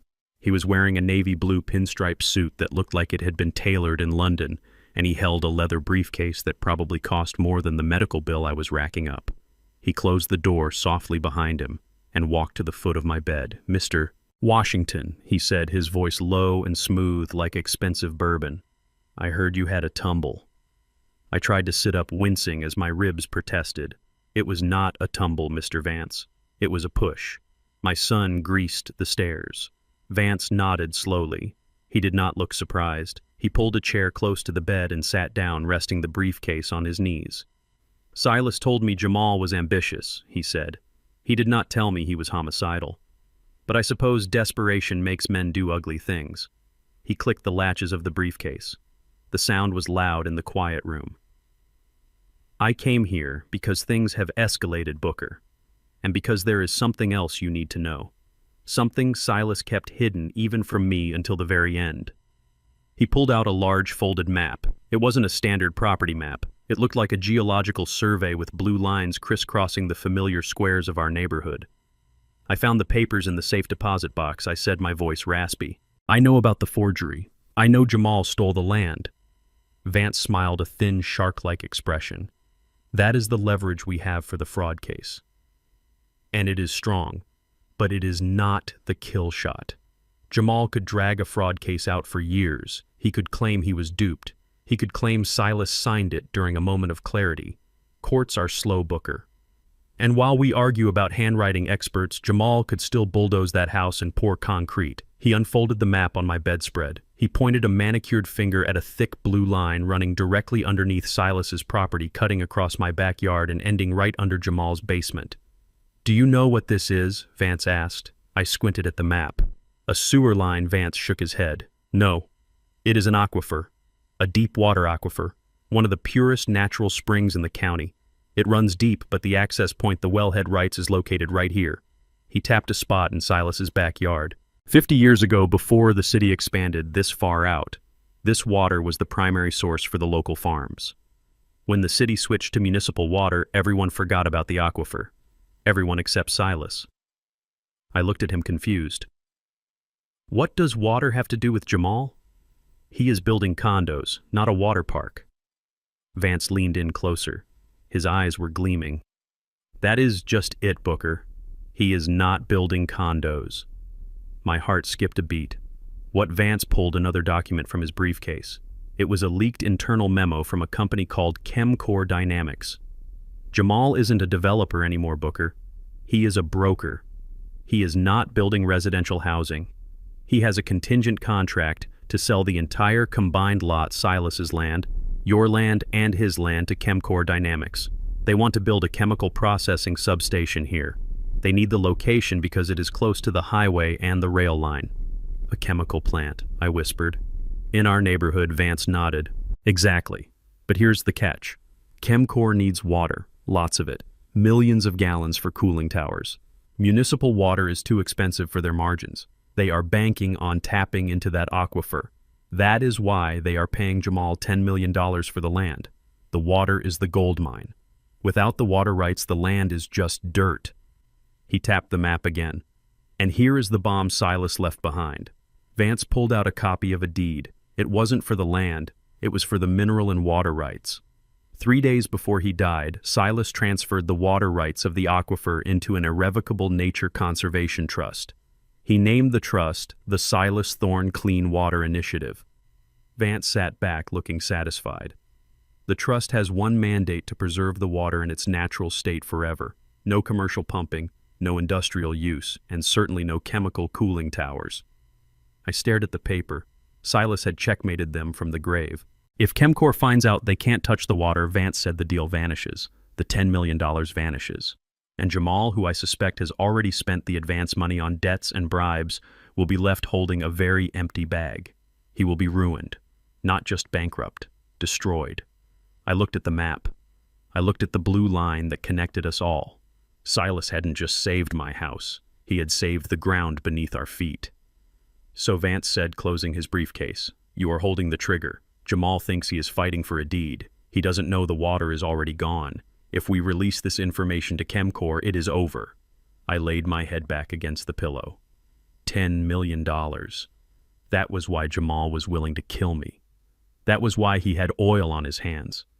He wasn't just greedy. He was drowning, and I was the only thing standing between him and a life raft made of money. Just then I heard voices in the hallway, loud, demanding voices. Vance stood up quickly. He moved with the grace of a man who was used to disappearing when the heat arrived. "That sounds like company," he said. "I will leave copies of everything here. Hide them. Do not sign anything they give you. And Booker, get out of this hospital. It is not safe." He slipped out the door just as it swung open again. Jamal and Chloe walked in. They looked like a picture from a magazine. Jamal was wearing a fresh suit, navy blue this time, and holding a bouquet of yellow daisies that looked like they came from a gas station. Chloe was wearing a pastel dress and carrying a Starbucks cup. They stopped at the foot of the bed. They didn't look at me. They looked around the room, checking for witnesses. "Dad," Jamal said, his voice booming with fake cheer. "You are awake, thank God. We were so worried." He placed the flowers on the tray table. He didn't ask how I was. He didn't ask about the pain. Chloe stepped up beside him. She put a hand on my arm. Her fingers were cold. "You gave us such a scare, Dad Booker," she cooed. "Falling like that. We told you those stairs were slippery when it rains. You really need to be more careful." "It didn't rain," I rasped. "And the stairs weren't slippery until you greased them." Jamal's smile didn't waver, but his eyes went flat. "The pain medication is making you confused, Dad," he said. "You are hallucinating. The doctor said confusion is a common side effect of trauma in geriatric patients." He pulled a clipboard out from behind his back. He held it like a shield.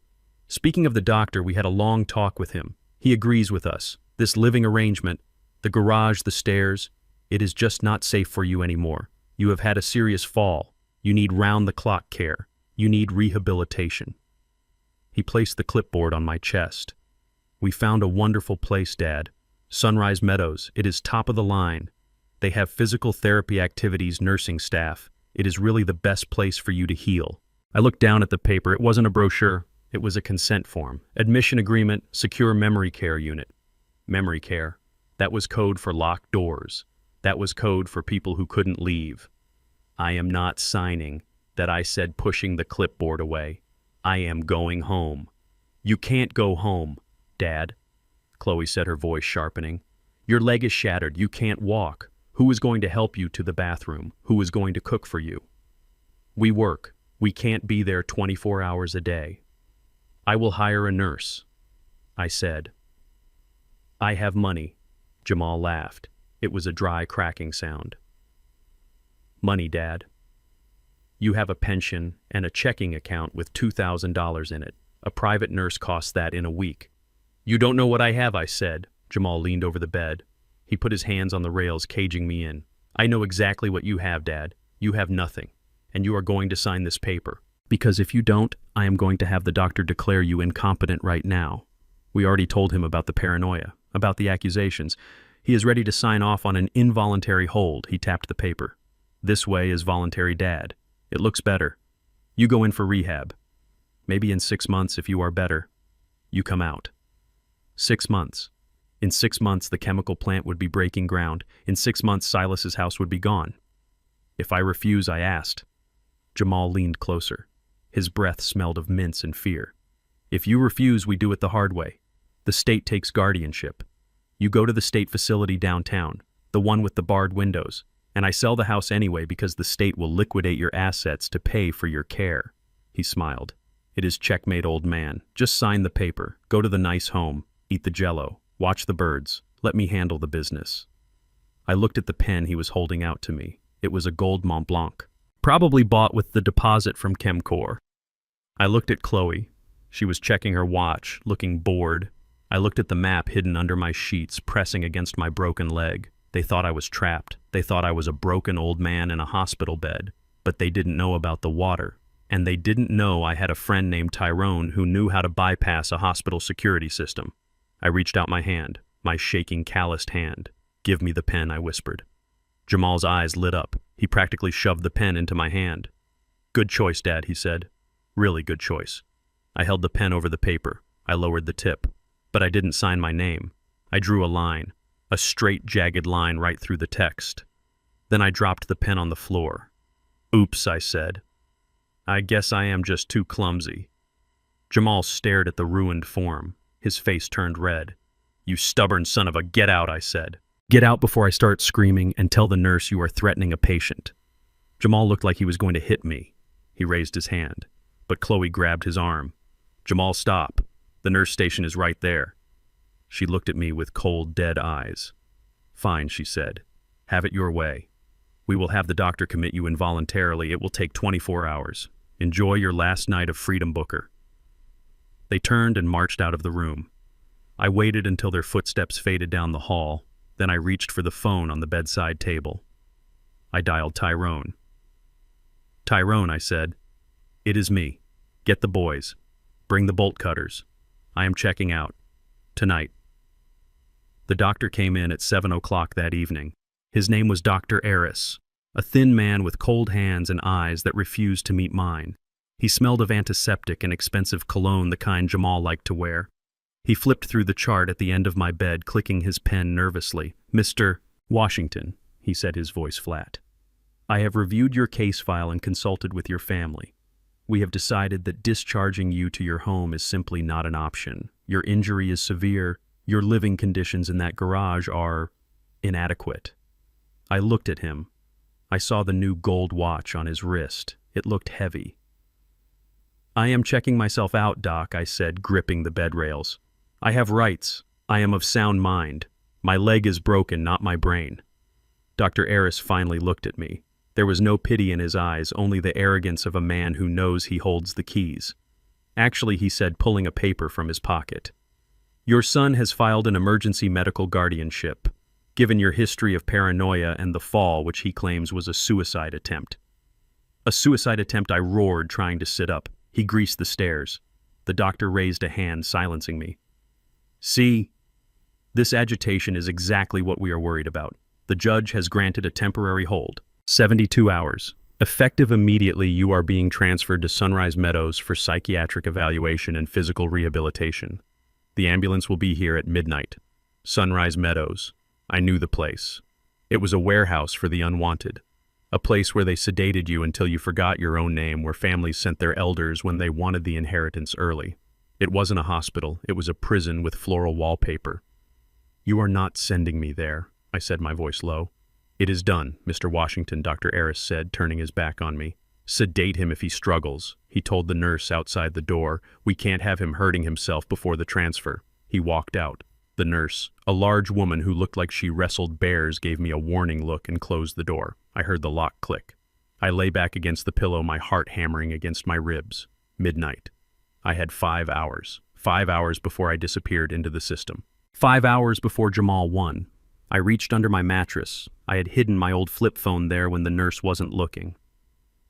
Jamal had taken my smartphone, but he forgot I always kept a burner for emergencies. Old habits from the neighborhood die hard. I dialed a number I knew by heart. It rang 4 times. "Yeah," a voice answered. It sounded like gravel being crushed in a mixer. "Tyrone," I whispered. "It is Booker." "Booker. Where have you been? I heard your place got tossed." "I was coming over to—" "Listen to me," I cut him off. "I am at Mercy General, room 304. Jamal has a doctor on his payroll. They are shipping me to Sunrise Meadows at midnight. If I go in there, Tyrone, I am never coming out." There was a silence on the other line. Then I heard the sound of a chair scraping back and the distinct click of a lighter. "Sunrise Meadows," Tyrone said, blowing out smoke. "That is a one-way ticket." "What do you need?" "I need an extraction," I said. "And I need it quiet. I have a broken leg and a cast up to my hip. I can't walk." "I will bring the boys," Tyrone said. "Big Mike and Dutch are here playing cards. We will be there at 10. Look for the laundry cart." 10 o'clock came. The hospital was quiet. The lights dimmed in the hallways. I was sweating, clutching the bedsheet. Every footstep outside my door sounded like the orderlies coming to take me away. Then the door handle turned. It was locked from the outside. There was a pause, then a soft scratching sound. The lock clicked. The door swung open. 3 men stood there. They were wearing oversized blue jumpsuits that said Hospital Environmental Services on the back. They looked ridiculous. Tyrone was 6'4". His gray beard braided a Vietnam vet cap squeezed onto his head. Big Mike was even bigger, a mountain of a man who used to carry a machine gun in the jungle. Dutch was the smallest, wiry and mean, with an eye patch he wore from a shrapnel injury in '68. They pushed a large canvas laundry cart into the room. "Room service," Tyrone grunted, closing the door softly behind him. "You look like a giant blueberry," I whispered, grinning despite the pain. "Yeah, well, you look like roadkill," Tyrone shot back. "Let's go. We don't have much time. The nurse at the station is on a break, but she won't be gone long." Big Mike leaned over the bed. "I am going to lift you, Booker. It is going to hurt. Don't scream." I nodded. I bit down on my pillowcase. Mike scooped me up like I was a child. The pain in my leg was a white-hot flare that blinded me for a second, but I didn't make a sound. He lowered me into the laundry cart on top of a pile of dirty sheets. Dutch threw a heavy blanket over me, covering my face. "Stay down, stay quiet," Dutch hissed. They wheeled me out. I could feel the vibrations of the cartwheels through my injured leg. I heard the squeak of a loose caster. "Evening, gentlemen," a voice said. My heart stopped. It was a security guard. "Just taking the trash down to the compactor, boss," Tyrone said, his voice dropping into a subservient mumble I hadn't heard him use in 40 years. "Someone got sick in 304. Messy." "Ugh," the guard grunted. "Go ahead. Use the freight elevator in the back." The cart moved again, faster this time. I heard the ding of the elevator. The doors closed. The cart stopped. The blanket was pulled back. Tyrone was grinning down at me. "Easy as pie," he said. We hit the ground floor and exited through the loading dock. The night air hit my face cold and sweet. It smelled of rain and exhaust fumes. It smelled like freedom. They wheeled me across the asphalt toward the back of the parking lot where Tyrone had parked his beat-up Ford Econoline van. "Almost there," Big Mike said, pushing the cart. Then headlights blinded us. A car had been idling in the shadows near the exit. It roared to life, high beams flashing, and swerved to block our path. It was a white Mercedes SUV, brand new. I knew that car.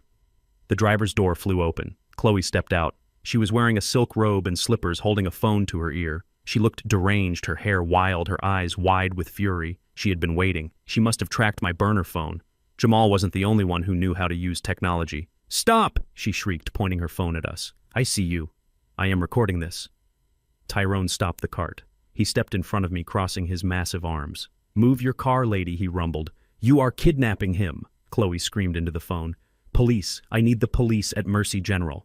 3 men are abducting my father-in-law. They are armed. She looked at us, a triumphant sneer twisting her face. Put him back, she yelled at Tyrone. You dirty old criminals. You think you can just steal him? He is a ward of the state. Jamal signed the papers an hour ago. She was blocking the only exit. The sirens would be here in minutes.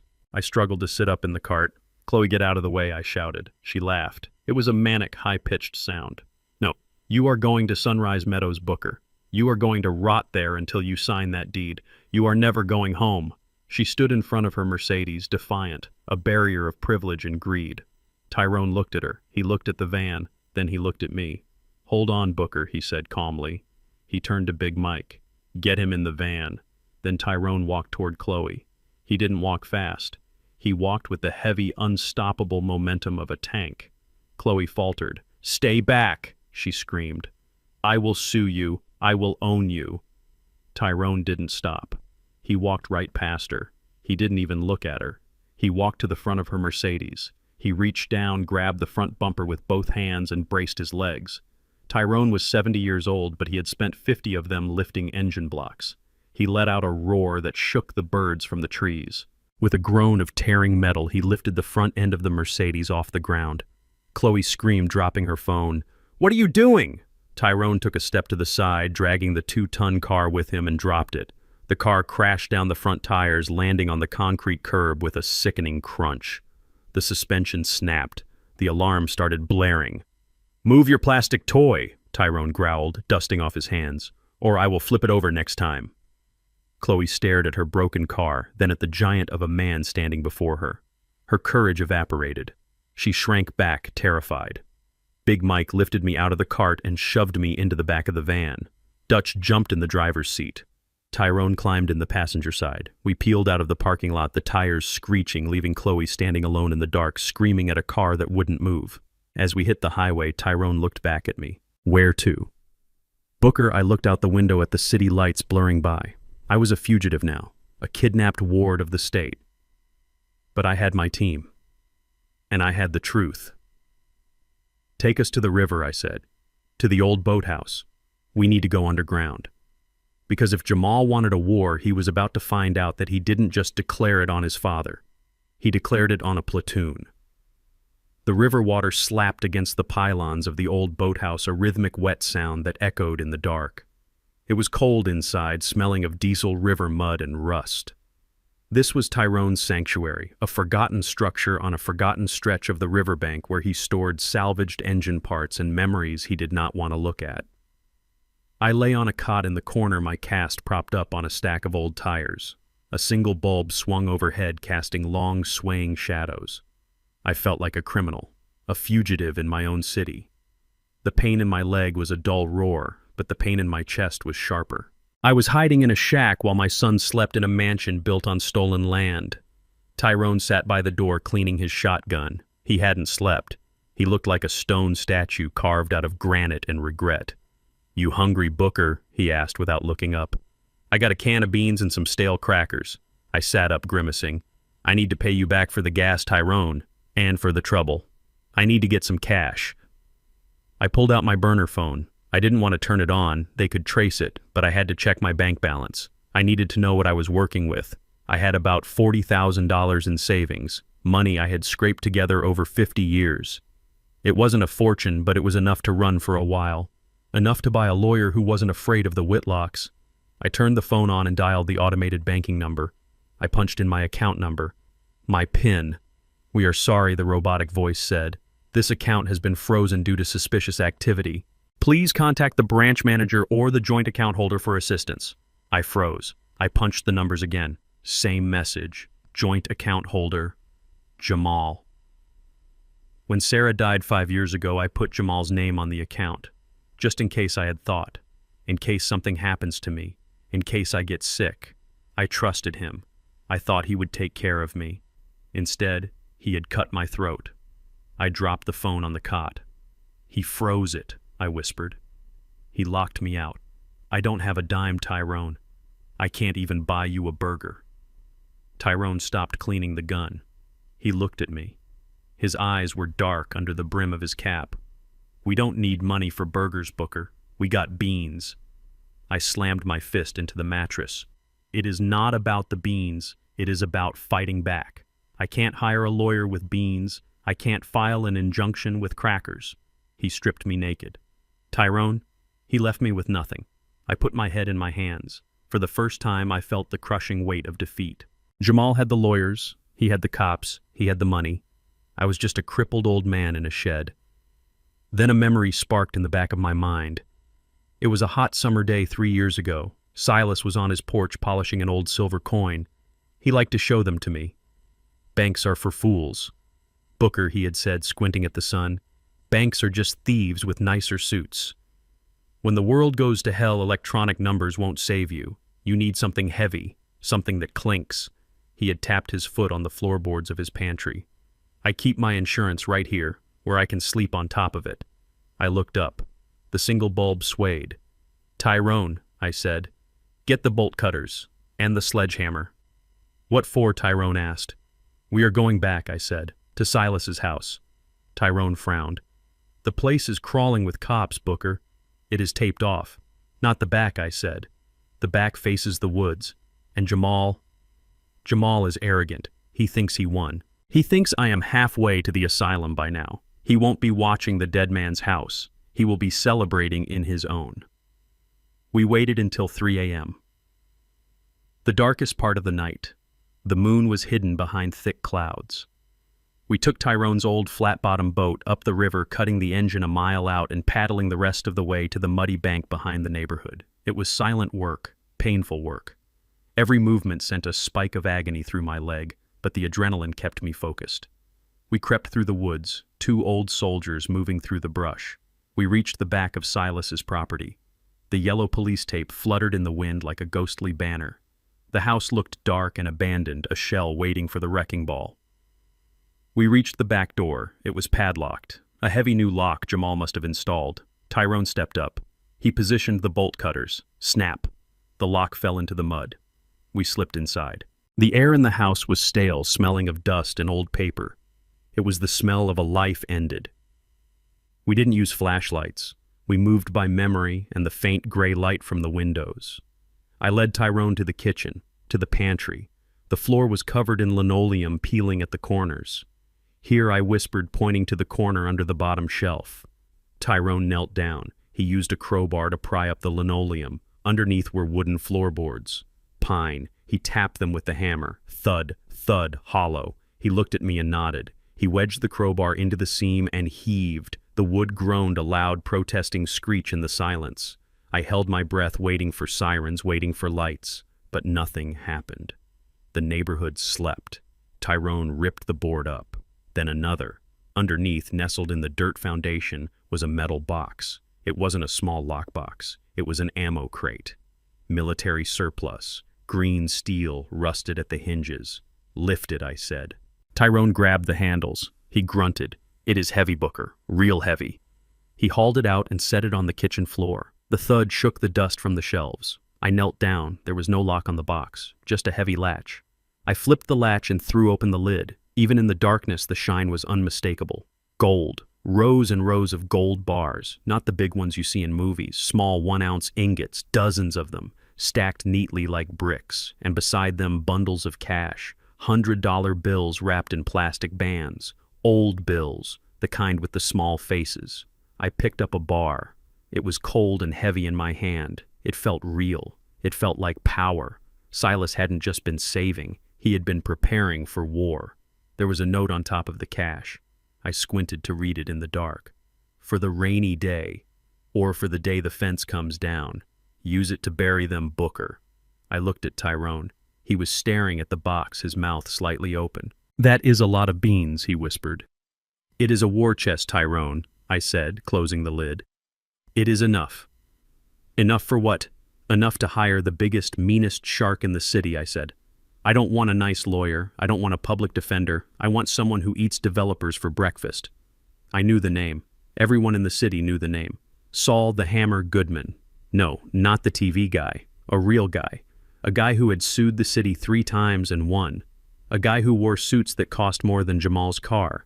A guy who didn't care about justice, only about winning. We loaded the crate onto a dolly Tyrone had brought. We covered it with a dirty tarp. We made our way back to the boat, the heavy wheels digging into the mud. We were two old men stealing a dead man's gold to fight a battle for a house that was already half destroyed. It was crazy. It was desperate. And it was the most alive I had felt in years. As we paddled back down the river, the first light of dawn touching the water, I looked at the crate sitting between us. Jamal had frozen my accounts. He had taken my pension. He thought he had cut off my supply lines. But he forgot that Silas Thorne was a man who didn't trust systems. He trusted metal. I pulled out my burner phone again. I dialed a number I had seen on billboards for 20 years. "Call the Hammer. We crush problems." A sleepy voice answered service. "Law offices." "I need an appointment with Saul," I said. "He is booked until next month." The receptionist yawned. "Tell him I have a retainer," I said. "What kind of retainer?" "Tell him I have 10 pounds of gold bullion and a case of fraud against the biggest development project in the county." There was a pause. A long pause. "Can you be here at 8 a.m.? She asked, her voice suddenly wide awake. "I will be there," I said. I hung up. I looked at Tyrone. "Get the truck ready," I said. "We are going downtown." "And Tyrone, wear your Sunday best. We are going to look like clients, not fugitives. Because today we weren't just fighting for a house, we were buying a revolution." The courtroom smelled of lemon polish and lies. I sat in my wheelchair in the back, hidden by the heavy oak doors, listening to my son dismantle my life. Tyrone stood behind me, his hands gripping the rubber handles like he was ready to strangle the first person who looked at us sideways. Next to me stood Saul Goodman, my new lawyer. He smelled of expensive cologne and gunpowder. He adjusted his silk tie, checked his gold watch, and winked at me. "Wait for the drop," he whispered. Inside the courtroom, Jamal's lawyer was putting on a performance worthy of an Oscar. He was a slick man with hair that looked like a plastic helmet. "Your Honor," he droned, his voice dripping with fake concern. "We are in a crisis situation. Mr. Booker Washington has absconded from Mercy General Hospital against medical advice. He is suffering from acute dementia compounded by severe physical trauma. He is currently living in a squalid boat shed by the river with known vagrants. He is a danger to himself. My client, his only son, simply wants to bring him home to a secure facility where he can receive the care he needs." I looked through the crack in the doors. Jamal was sitting at the plaintiff's table, his head bowed, dabbing his eyes with a handkerchief. Chloe was next to him, rubbing his back. They looked like the picture of grieving, burdened children. The judge, a stern woman with glasses perched on the end of her nose, looked over her spectacles. "And you have no idea where he is currently. We believe he is being held against his will by former associates who may be exploiting his financial confusion," the lawyer lied smoothly. "That is why we are requesting immediate emergency guardianship and a freeze on all assets. We need to save him from himself." Saul kicked the doors open. They swung wide with a loud boom that silenced the room. "Save him from himself," Saul boomed, his voice filling the high ceilings. "Or save him from the son who greased his stairs." Every head in the room snapped toward us. Tyrone pushed my wheelchair down the center aisle. The squeak of the wheels was the only sound in the room. I sat tall. My cast propped up my hands, resting on my knees. I looked Jamal dead in the eye. He went pale. He looked like he had seen a ghost. "Who are you?" the judge demanded, banging her gavel. "You cannot just barge into my courtroom. I am Saul Goodman, Your Honor," Saul said, striding past the bar like he owned the building. "And I represent Mr. Booker Washington, who is neither senile nor lost nor confused. He is, however, extremely pissed off." Jamal's lawyer jumped up. "Objection! This man is not." "Sit down," Sparky Saul snapped, slamming a heavy file onto the defense table. "I filed my appearance 5 minutes ago with the clerk, and I am not here to defend against a guardianship claim. I am here to file a counter-motion." He turned to the judge. "Your Honor, we are countersuing Mr. Jamal Washington for attempted murder, assault with a deadly weapon, elder abuse, and real estate fraud." The courtroom erupted. Reporters in the back row started typing furiously. Jamal stood up, his face red. "This is insane," he shouted. "He is crazy. See, this proves it. He thinks I tried to kill him."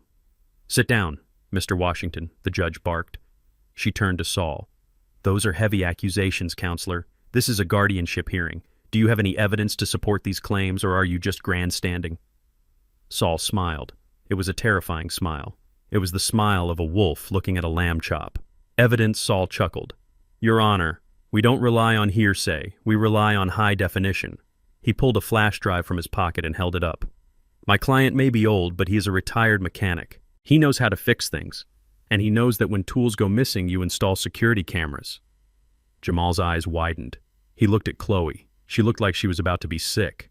The camera in question Saul continued walking toward the bailiff was hidden inside an air conditioning unit in my client's garage apartment. It uploads directly to a cloud server, a server Mr. Washington accessed this morning. He handed the drive to the bailiff. I would like to enter Exhibit A into the record, video footage from 2 days ago. Time stamped. The judge nodded to the bailiff who plugged the drive into the court's projection system. A large screen descended from the ceiling. The lights dimmed. The video flickered to life. It was grainy but clear. There was my apartment door. There was the landing, and there was the sheen of oil on the wood. The courtroom watched in silence as I stepped out. They watched my foot slip. They watched me go down hard, my leg twisting, my scream silent on the video but imagined by everyone watching. Then the door to the main house opened. Jamal walked into the frame. He didn't run. He didn't rush. He walked. He stopped at the bottom of the stairs. He looked up at me, writhing in pain. The audio from the camera was a bit muffled, but clear enough. Sign it, Dad. Sign it, and the pain stops. A gasp went through the courtroom. The video continued. It showed Jamal kicking my phone. It showed him standing over me, holding the contract while I dragged myself across the floor. You are never getting up. Then the siren from my watch started, and Jamal ran. The screen went black. The lights came back on. The silence in the room was absolute. It was heavy and suffocating. Jamal was not dabbing his eyes anymore. He was staring at the table, his hands gripping the edge so hard his knuckles were white. Chloe was staring at the exit sign. I looked at the judge. Her face was hard as stone. She slowly turned her head to look at Jamal. The disgust in her eyes was palpable. Mr. Washington, she said, her voice dangerously quiet. Do you have an explanation for why you left your father on the floor with a broken leg after destroying his means of communication? Jamal stood up. He was shaking. It is out of context, he stammered. I was trying to help him. He was confused. I was trying to get him to sign the medical release. The video is doctored. It is a deep fake. Sit down, the judge roared. She turned to Jamal's lawyer. Counselor, if you say one more word about the plaintiff's mental state, I will hold you in contempt. The only person in this room who appears to be detached from reality is your client. She looked at me. Mr. Booker Washington, she said, her voice softening. I am dismissing the petition for guardianship with prejudice. You are a free man. You are free to live where you please with whom you please. She turned back to Jamal. Furthermore, based on the evidence presented, I am issuing an immediate temporary restraining order. Mr. Jamal Washington, you are to stay 100 yards away from your father at all times. You are not to contact him directly or indirectly. You are not to step foot on the property where he resides. But I live there, Jamal shouted. That is my house. Not anymore, Saul interjected smoothly. The garage apartment is a separate dwelling, and since you just tried to kill the tenant, I think the eviction laws are going to be very flexible. The judge banged her gavel. The restraining order is effective immediately. Bailiffs, please escort Mr. Jamal Washington and Mrs. Chloe Washington out of the building. And I will be forwarding this video evidence to the district attorney's office with a recommendation for criminal charges. Jamal looked at me as the bailiffs approached him. His face was twisted with hate. You ruined everything, he screamed as they grabbed his arms. You ruined your own family. I looked at him. I didn't feel anger anymore. I felt a deep, hollow sadness. I didn't ruin the family, son. I said quietly, though I knew he couldn't hear me over his own shouting. I just stopped letting you sell it. Tyrone turned the wheelchair around. Let's go, Booker. The air in here is bad. We rolled out of the courtroom, Saul strutting beside us like a peacock who had just won a prize fight. That went well, Saul said, lighting a cigar as soon as we hit the sidewalk. But that was just the jab. Now we need the uppercut. What happens now? I asked. Now, Saul said, blowing smoke into the cool air. We go after the money. We go after the land. And we go after the fraud. Jamal is going to be desperate now. He knows the criminal charges are coming. He is going to try to liquidate everything before the cops come knocking. He is going to try to sell that land to Chemcorp tonight. He can't, I said. He doesn't have the deed. He has a forged deed, Saul corrected. And until we prove it is forged in a separate hearing, it still looks real to a buyer. We need to stop that sale. How we need to make sure Chemcore knows what they are buying, Saul said. We need to show them the water map. I nodded. I reached for the folder in my lap, but then Tyrone grabbed my shoulder. His grip was tight. Booker, he said, pointing toward the parking lot. Look. I looked. Across the street, Jamal and Chloe were standing by their car. They weren't leaving. They were arguing. Jamal was waving his arms. He pulled out his phone and made a call. He looked back at the courthouse, saw us, and pointed. Then two men got out of a black SUV parked 2 spots down. They were big. They wore leather jackets and looked like they broke bones for a living. They weren't lawyers. They weren't cops. They are not going to wait for a sale, Tyrone rumbled. They are going to try and take the papers from us right now. Saul saw them too. He stopped, smiling. Okay, he said. Maybe we skip lunch. Get in the truck. We scrambled toward Tyrone's pickup. My cast banged against the doorframe as Big Mike hauled me in. The black SUV pulled out. It blocked the exit. They are cutting us off, Dutch said from the driver's seat. Ram it, Tyrone ordered. Dutch didn't hesitate. He gunned the engine of the old Ford. The heavy steel bumper, reinforced with diamond plates, slammed into the side of the shiny black SUV. Glass shattered. Metal crunched. The SUV spun out of the way. We roared out of the parking lot, hitting the street hard. But looking in the side mirror, I saw the SUV recover. It turned and followed us. And behind it, Jamal's Porsche was right on its tail. They were not giving up. The courtroom was just a piece of paper. The real fight was happening on the street. Get to the boathouse, I shouted. We need to regroup. No, Saul said, clutching the dashboard as we swerved through traffic. The boathouse is compromised. If they tracked you to the hospital, they know about the river. Then where, Tyrone asked. Saul looked at me. There is only one place where Jamal has no power. Only one place where the deed doesn't matter. Where the construction site, Saul said. Silas's house. Why there? Because Saul said, pulling a heavy pistol from his waistband that I did not know he had. It is the only place with a 10-foot fence and a whole lot of heavy machinery. If they want a war, let's give them a war on our turf. Dutch slammed on the gas. We blew through a red light, the black SUV close behind us.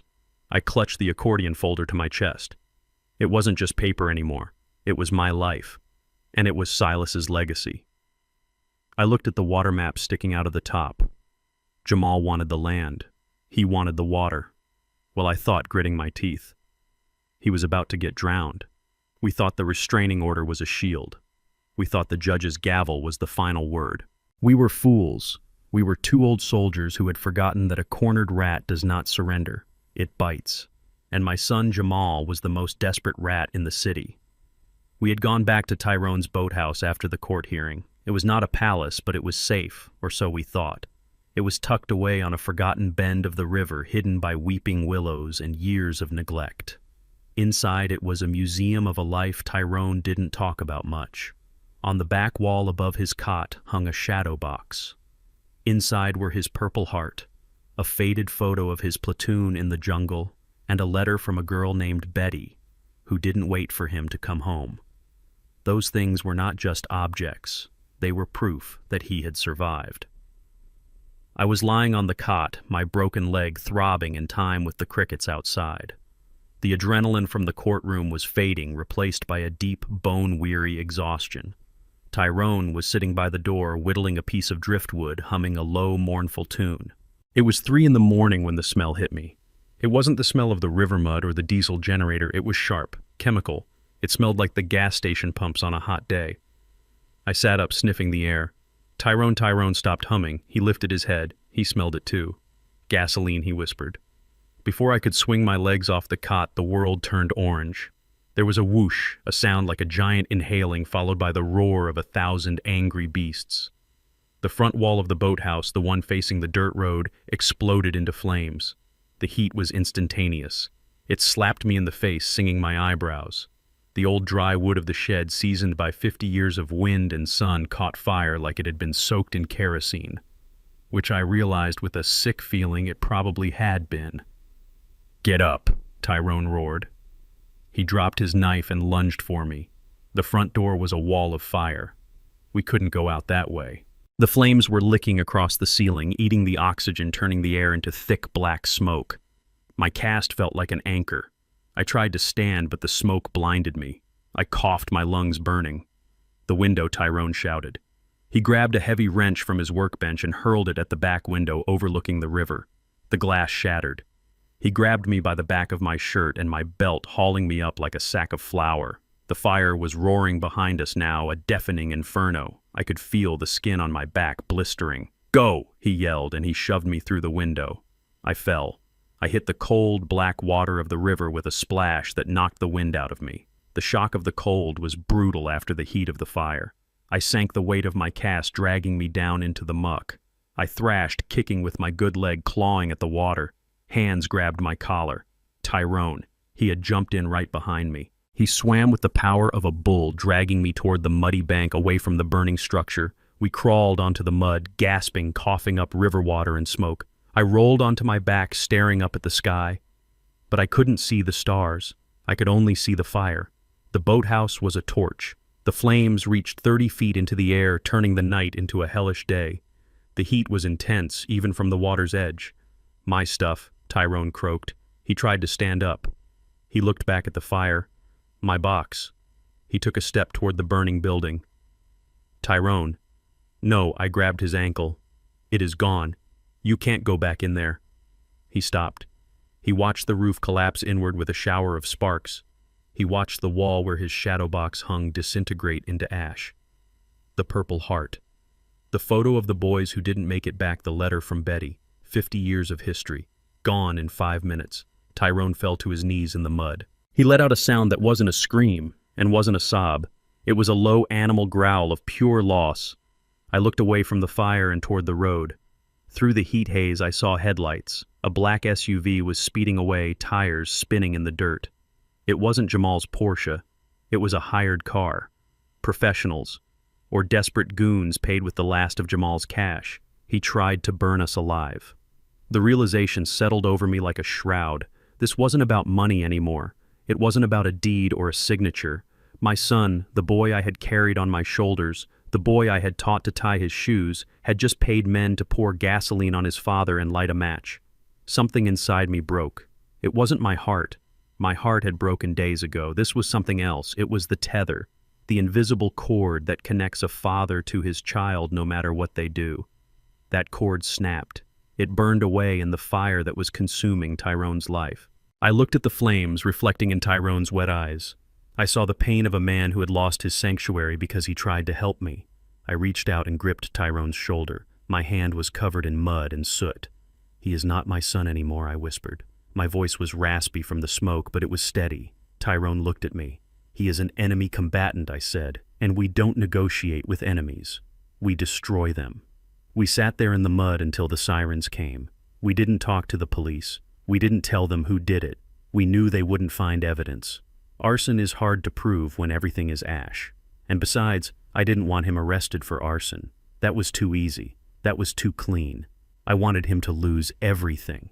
I wanted him to feel the ground crumble beneath his feet, just like the floor of the boathouse. We waited for the fire crew to leave, claiming we had just been doing some late-night work and a heater malfunctioned.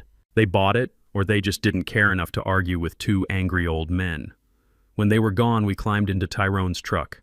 It had been parked far enough away to escape the flames. "Take me to Saul," I said. "It is 4 a.m, Booker Tyrone said, his voice hollow. "I don't care. Take me to his house.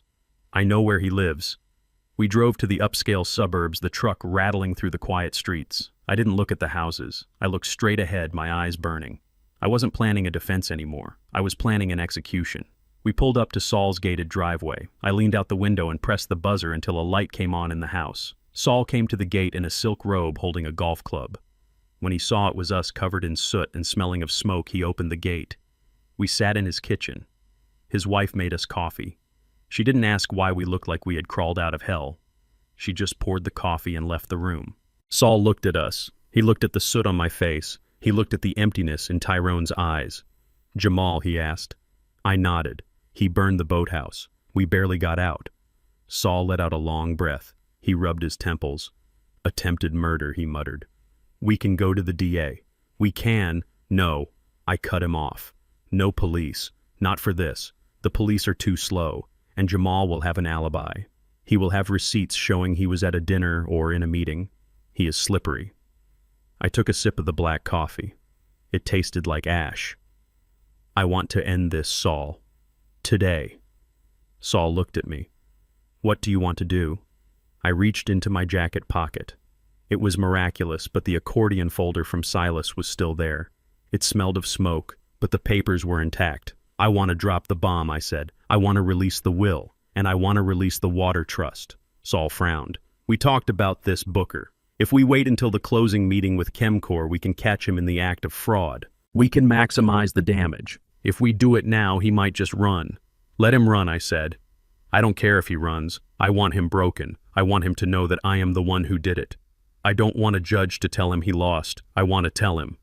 I looked at Tyrone. He was staring at his hands. He burned a veteran's medals, Saul. He tried to kill his own father. I am done teaching him lessons. I am done hoping he will change. I want to take the land. I want to take the money. I want to take his reputation. I want him to wake up tomorrow morning and realize he doesn't even own the shirt on his back.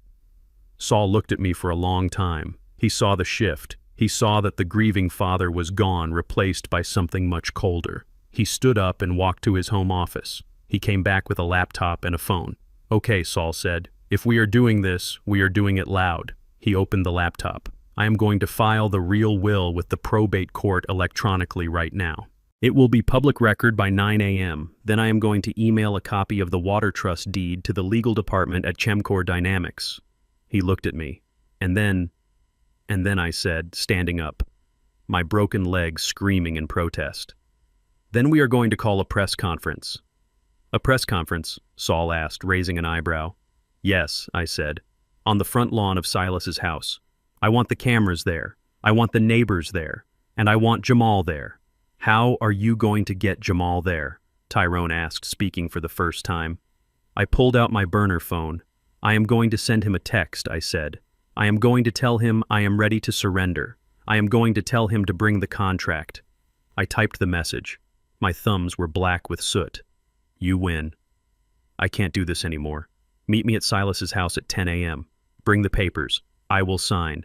I hit send. I looked at Saul. He thinks he is coming to a coronation, I said. He doesn't know he's coming to his funeral. Saul grinned. It was a sharp, dangerous grin. I will call the news stations, he said. I will tell them we have a scoop about the Chemcorp development. Corruption. Elder abuse. A local hero fighting back. They will eat it up. I walked to the window and looked out at the dawn breaking over the city. Somewhere out there, Jamal was sleeping, thinking he had finally won. Thinking his father was ash in the river. He forgot one thing about me. I worked with steel my whole life. You can heat steel, you can hammer it, you can bend it, but if you temper it right, it only gets harder. He had put me in the fire, and now I was forged. Get dressed, Tyrone, I said. We have a show to put on. The conference room in Saul Goodman's high-rise office smelled of lemon polish and old money.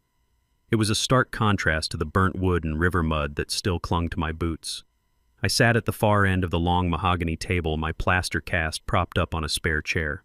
Tyrone stood behind me like a sentinel cut from granite, his arms crossed over his chest, his eyes hidden behind dark sunglasses. Saul sat next to me, drumming his fingers on a thick leather folder, a small, dangerous smile playing on his lips. Across from us sat the enemy.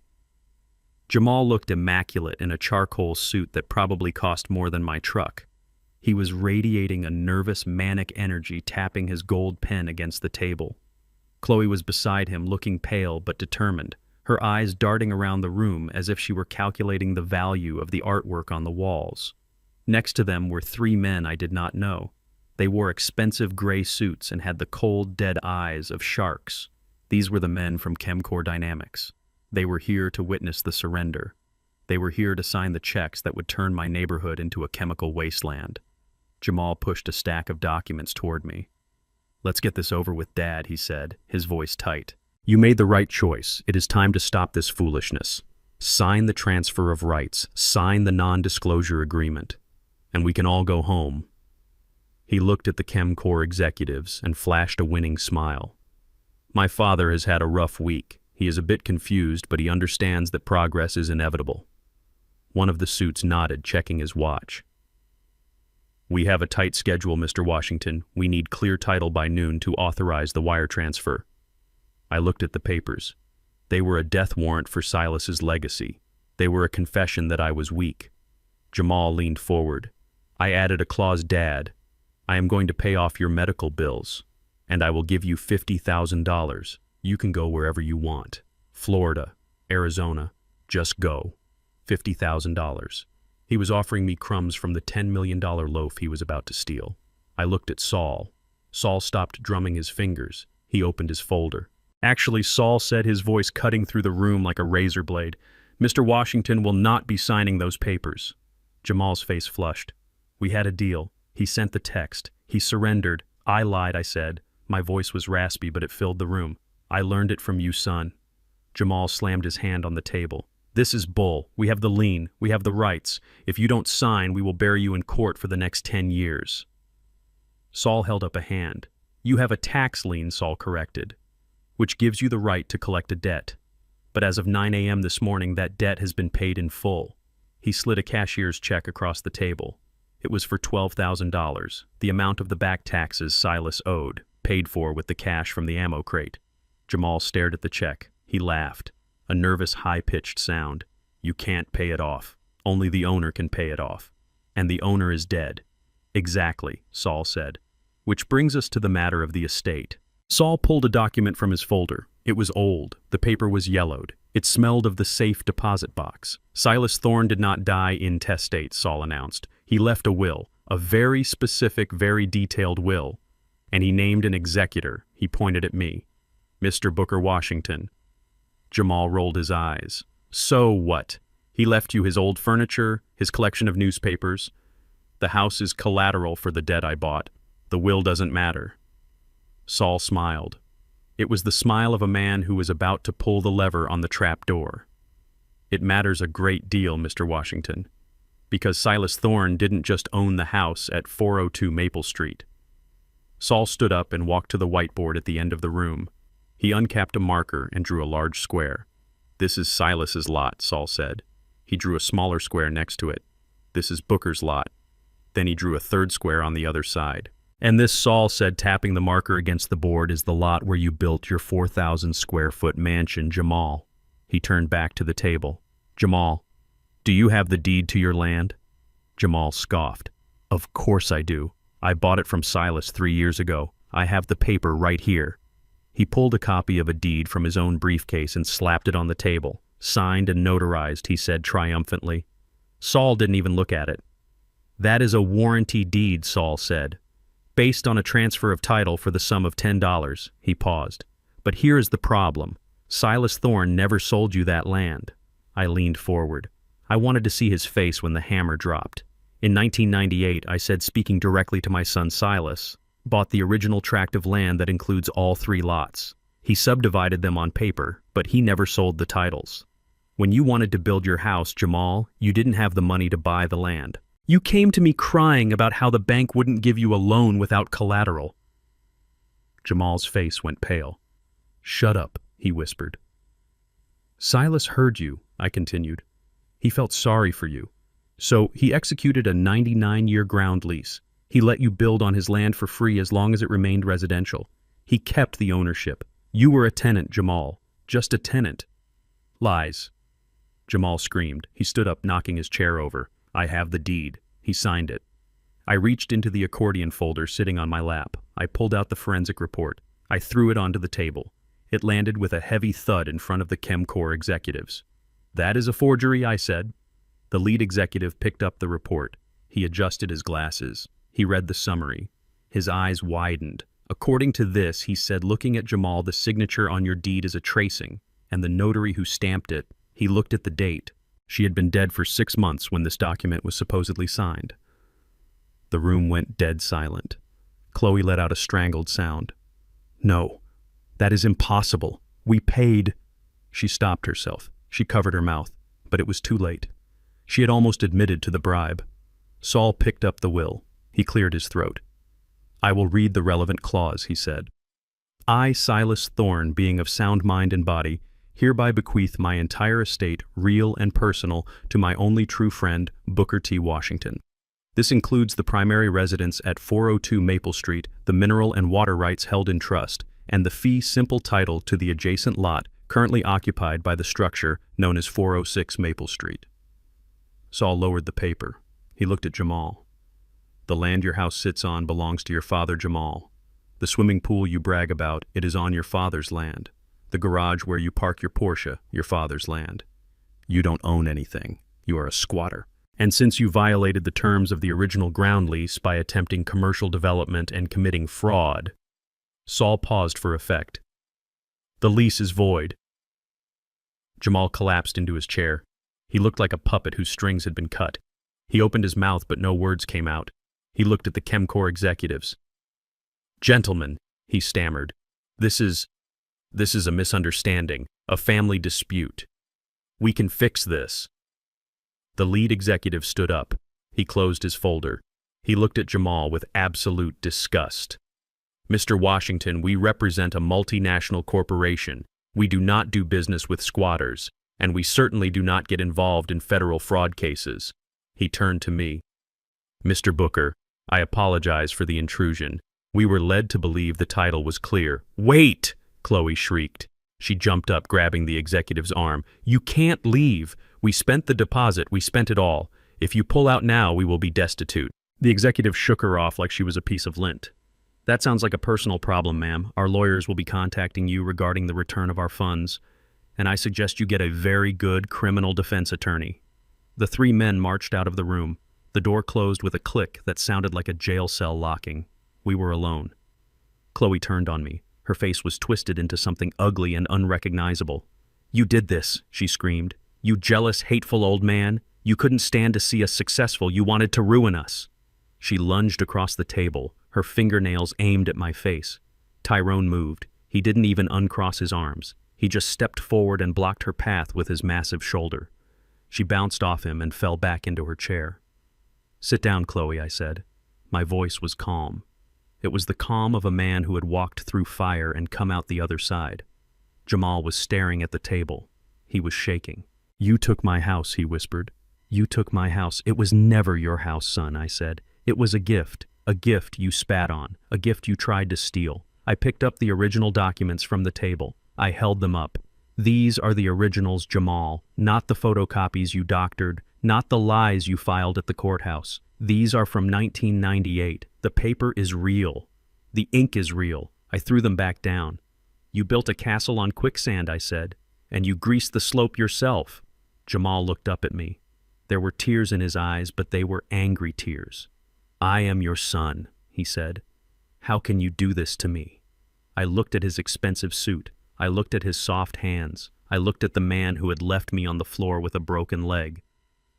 "I didn't do this to you," I said. "You did it to yourself when you decided money was thicker than blood." I signaled to Tyrone. "Wheel me out, Tyrone. I have some calls to make."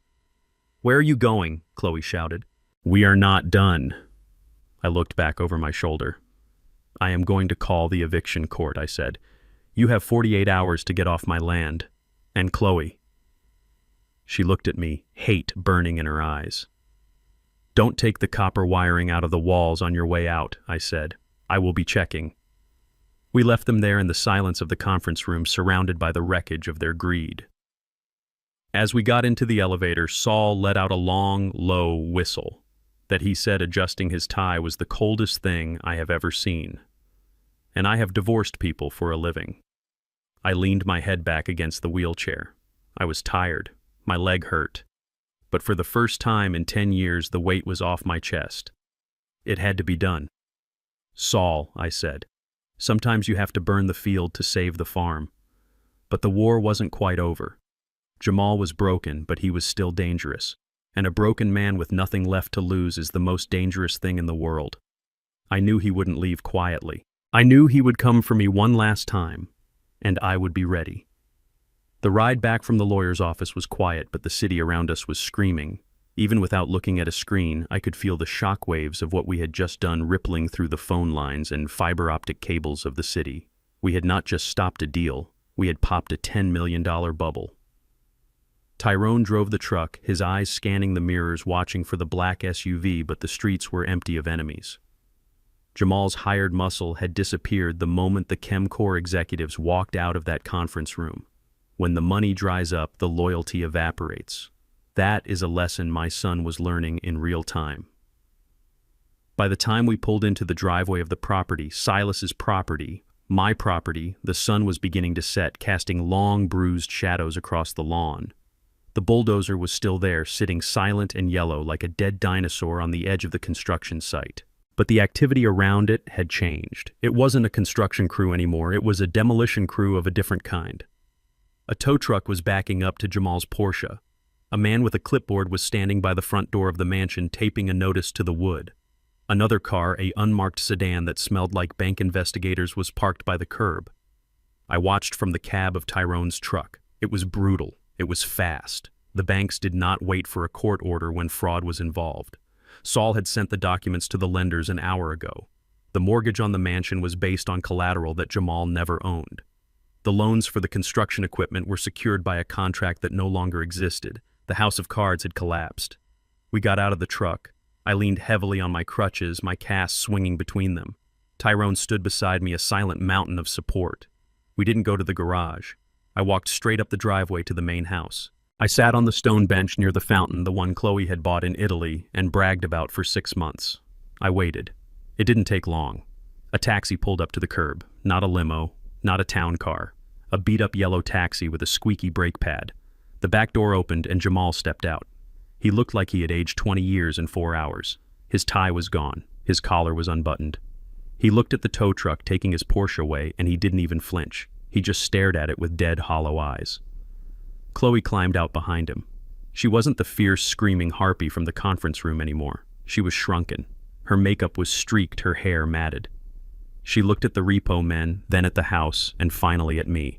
They walked up the driveway. They walked past the repo man without saying a word. They walked until they were standing in front of me. Then they did something I never thought I would see. Jamal fell to his knees.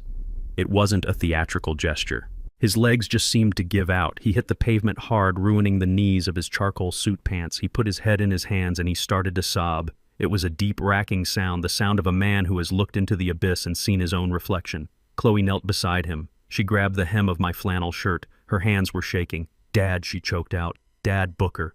Please." I looked down at them, my son and his wife. The king and queen of the neighborhood kneeling on the stones they had paid for with stolen money.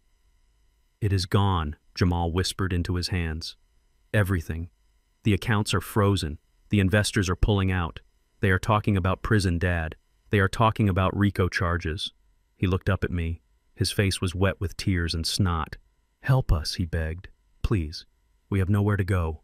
They locked the accounts. We can't even pay for a hotel. We can't pay for food." I looked at him. I remembered the oil on the stairs. I remembered the cold look in his eyes when he told me he would leave me to rot. "You have friends," I said, my voice flat. "You have country club friends. Go ask them." "They won't answer the phone," Chloe wailed. "As soon as the news hit, they blocked us. We are pariahs, Booker. No one wants to know us." "That is how the world works, Chloe," I said. "You buy friends with money. When the money goes, the friends go." Chloe tightened her grip on my shirt. She looked up at me with wide, desperate eyes. "We did it for the family," she sobbed. "We did it for you. But mostly we did it for Leo. Leo, my grandson." The mention of his name hit me harder than the oil slick. They were playing the last card in the deck. The Joker. "Please, Dad," Chloe cried, seeing my hesitation. "Think of your grandson. He is only 6 years old. If you kick us out, if you destroy us, he will be on the street. Do you want that? Do you want your own flesh and blood sleeping in a shelter? We did all of this to secure his future, to give him the life we never had." Jamal nodded, latching onto the lifeline. "Yes. Yes, for Leo. We just wanted to build an empire for him. Please, Dad, do not punish the boy for our mistakes. Let us stay, just until we get back on our feet. For Leo." I looked at Chloe. I looked at the tears streaming down her face. And for a second I almost felt it. I almost felt the pull of the blood. But then I remembered. I remembered Christmas 3 years ago. I had bought Leo a tool set, a little plastic hammer and wrench. I wanted to teach him how to fix things. Chloe had taken it away before he even unwrapped it. "It is too dirty, Booker," she had said. "We don't want him playing with blue-collar toys. We want him to be a surgeon." I remembered his birthday parties. I was invited, but I was always seated at the back table away from the other parents. "Don't embarrass us, Dad," Jamal had whispered. "Don't tell those stories about the factory." I looked at Chloe, and the pity in my chest turned into something cold and hard like iron. "Leo," I asked. My voice was barely a whisper, but it cut through her sobbing like a knife. "You are bringing Leo into this?" Chloe nodded eagerly. "Yes, your grandson. He loves you." I laughed. It was a harsh, bitter bark. "He doesn't know me, Chloe." She froze. "You made sure of that?" I continued, my voice rising. "You never let me see him for more than 5 minutes a year. You treated me like a dirty secret. You were afraid I would get grease on his designer clothes. You were afraid my accent or my rough hands would taint him." I leaned down, getting right in her face. "I sat in that garage for 5 years listening to him play in the yard, and every time I came out to say hello, you ushered him inside like I was a stray dog with rabies. You didn't do this for him. You did this for your ego. You used that boy as a fashion accessory, and now you are using him as a human shield."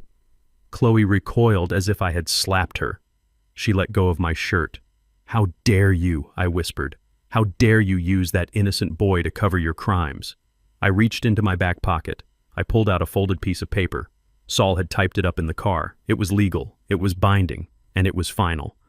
I stood up, adjusting my crutches. I looked down at Jamal. "Stand up," I said. He looked at me confused. "Dad." "Stand up," I roared. "Have some dignity, for God's sake." Jamal scrambled to his feet, wiping his face. He looked at me with a glimmer of hope. You will help us." I handed him the paper. "This is an eviction notice," I said. Jamal took it. His hands shook so hard the paper rattled. "Eviction," he whispered. "You have 48 hours, I said. 2 days. That is more than you gave me when you tried to ship me to the asylum." "Dad, you can't." "I can," I said. "And I am. This is my land. Silas left it to me. The law recognizes it. And I am telling you to get off my property." "But where will we go?" Chloe shrieked, standing up. "We have nothing I don't know," I said. "And frankly, I don't care. Go to a motel. Go to a shelter. Go to hell for all I care. But you are not staying here." I pointed at the house. "You can take your clothes. You can take your personal items. But the furniture stays. The electronics stay. The art stays. Anything bought with money you stole from Silas, that belongs to the estate. That belongs to me." "You are stripping us," Jamal said, his voice trembling with rage. "You are leaving us naked." I looked at his $3,000 suit. "You are walking away with more than I had when I started, son. I started with a wrench and a strong back. You have an education I paid for. Use it." I turned to Tyrone. "Make sure they don't take the copper wiring out of the walls," I said loud enough for them to hear. "And make sure they don't touch the silver. I will be back in 2 days with the sheriff to change the locks." I started to walk away down the driveway toward Tyrone's truck. "Dad," Jamal screamed after me, "you are destroying your own family. You are a monster." I stopped. I didn't turn around. "I am not a monster, Jamal," I said to the air. "I am just the man who built the fence you couldn't climb." I got into the truck. Tyrone shut the door. "Drive," I said. As we pulled away, I looked in the rearview mirror. Jamal and Chloe were standing in the driveway holding the piece of paper surrounded by the ruins of their arrogance. They looked small. They looked pathetic. And for the first time in a long time, I didn't feel the weight of them on my shoulders. I felt light. But I knew it wasn't over. Not completely. A man like Jamal, a man who would burn a veteran's home, he wouldn't go quietly into the night. He would lash out. He would try one last desperate thing. I looked at the shotgun in the rack behind Tyrone's head. Let him try, I thought. I am ready. The 48-hour deadline came and went like a slow-burning fuse reaching a stick of dynamite. I was sitting in Tyrone's truck parked down the street waiting for the sheriff's deputies to execute the eviction order when the first shot rang out. It was a sharp crack that echoed off the brick facades of the neighborhood, shattering the morning silence. A bird flew off a telephone wire. Then screams erupted. The deputies who had approached the front door scrambled back for cover behind their cruisers, drawing their weapons. A window on the second floor of the mansion shattered outward, and the barrel of a hunting rifle poked through the curtains. "Get back!" Jamal's voice screamed from inside, distorted and hysterical. I will kill anyone who steps on my porch. This is my house. You are not taking it. My heart stopped beating for a second. I watched as more police cars swarmed the street, sirens, wailing tires screeching. The SWAT team arrived in their black armored van, guys in heavy gear jumping out with rifles and shields. They set up a perimeter, turning the quiet suburban street into a war zone. I got out of the truck, my crutches digging into the asphalt. Tyrone tried to grab my arm. "Booker, stay back. He has lost his mind." I shook him off. I hobbled toward the police line. "That is my son in there, Tyrone. And if anyone is going to take a bullet today, it is going to be me, not some young deputy with a family." Officer Miller, who was now Chief Miller, was barking orders into a radio behind a patrol car. When he saw me, he waved me over, his face grim. "Booker, get down," he shouted. "He is taking pot shots at the streetlights. He is completely unhinged." I crouched beside him behind the engine block of the cruiser. "Is anyone hurt?" I asked. "Not yet," Miller said, wiping sweat from his forehead. "But he is threatening to burn the place down with him inside. He says he has gasoline. Chloe is in there with him. We don't know if she is a hostage or an accomplice." I looked at the house. The house built on lies. The house built on Silas's land. "Let me talk to him," I said. Miller looked at me like I was crazy. "Booker, he has a high-powered rifle. He tried to kill you 3 days ago. You think he won't pull the trigger now? He won't shoot me?" I lied. I wasn't sure. In fact, I was pretty sure he wanted to shoot me more than anyone else. But I knew Jamal. He was a coward. He liked to hurt people from a distance, with lawyers and contracts and grease on stairs. Looking a man in the eye and pulling a trigger was different. Miller hesitated. He looked at the SWAT team getting into position. "If they go in, Booker, it is going to be a bloodbath. He is cornered." "Give me 5 minutes," I said. "Just 5 minutes. If I can't get him out, you do what you have to do." Miller sighed. He signaled to a SWAT officer. "Get a vest on him." They strapped a heavy Kevlar vest over my flannel shirt. It was tight and smelled of old sweat. It pressed against my ribs, making it hard to breathe. I stood up. I adjusted my crutches. I walked out from behind the police car and into the open driveway. "Hold your fire!" Miller shouted over the megaphone. "His father is approaching." The house was silent. The barrel of the rifle followed me as I moved. I could feel the crosshairs on my chest. It was a long walk, the longest walk of my life. My broken leg throbbed with every step, a reminder of what my son was capable of. I reached the front door. It was unlocked. I pushed it open and stepped into the foyer. It was dark inside. The curtains were drawn. It smelled of stale alcohol and fear. "Jamal," I called out. "Go away!" he screamed from the top of the stairs. "Go away, or I will drop you!" I walked to the bottom of the grand staircase. I looked up. Jamal was standing on the landing. He looked wild. His shirt was torn. His eyes were bloodshot and bulging. He was holding the rifle with white-knuckled hands, the barrel shaking as it pointed straight at my heart.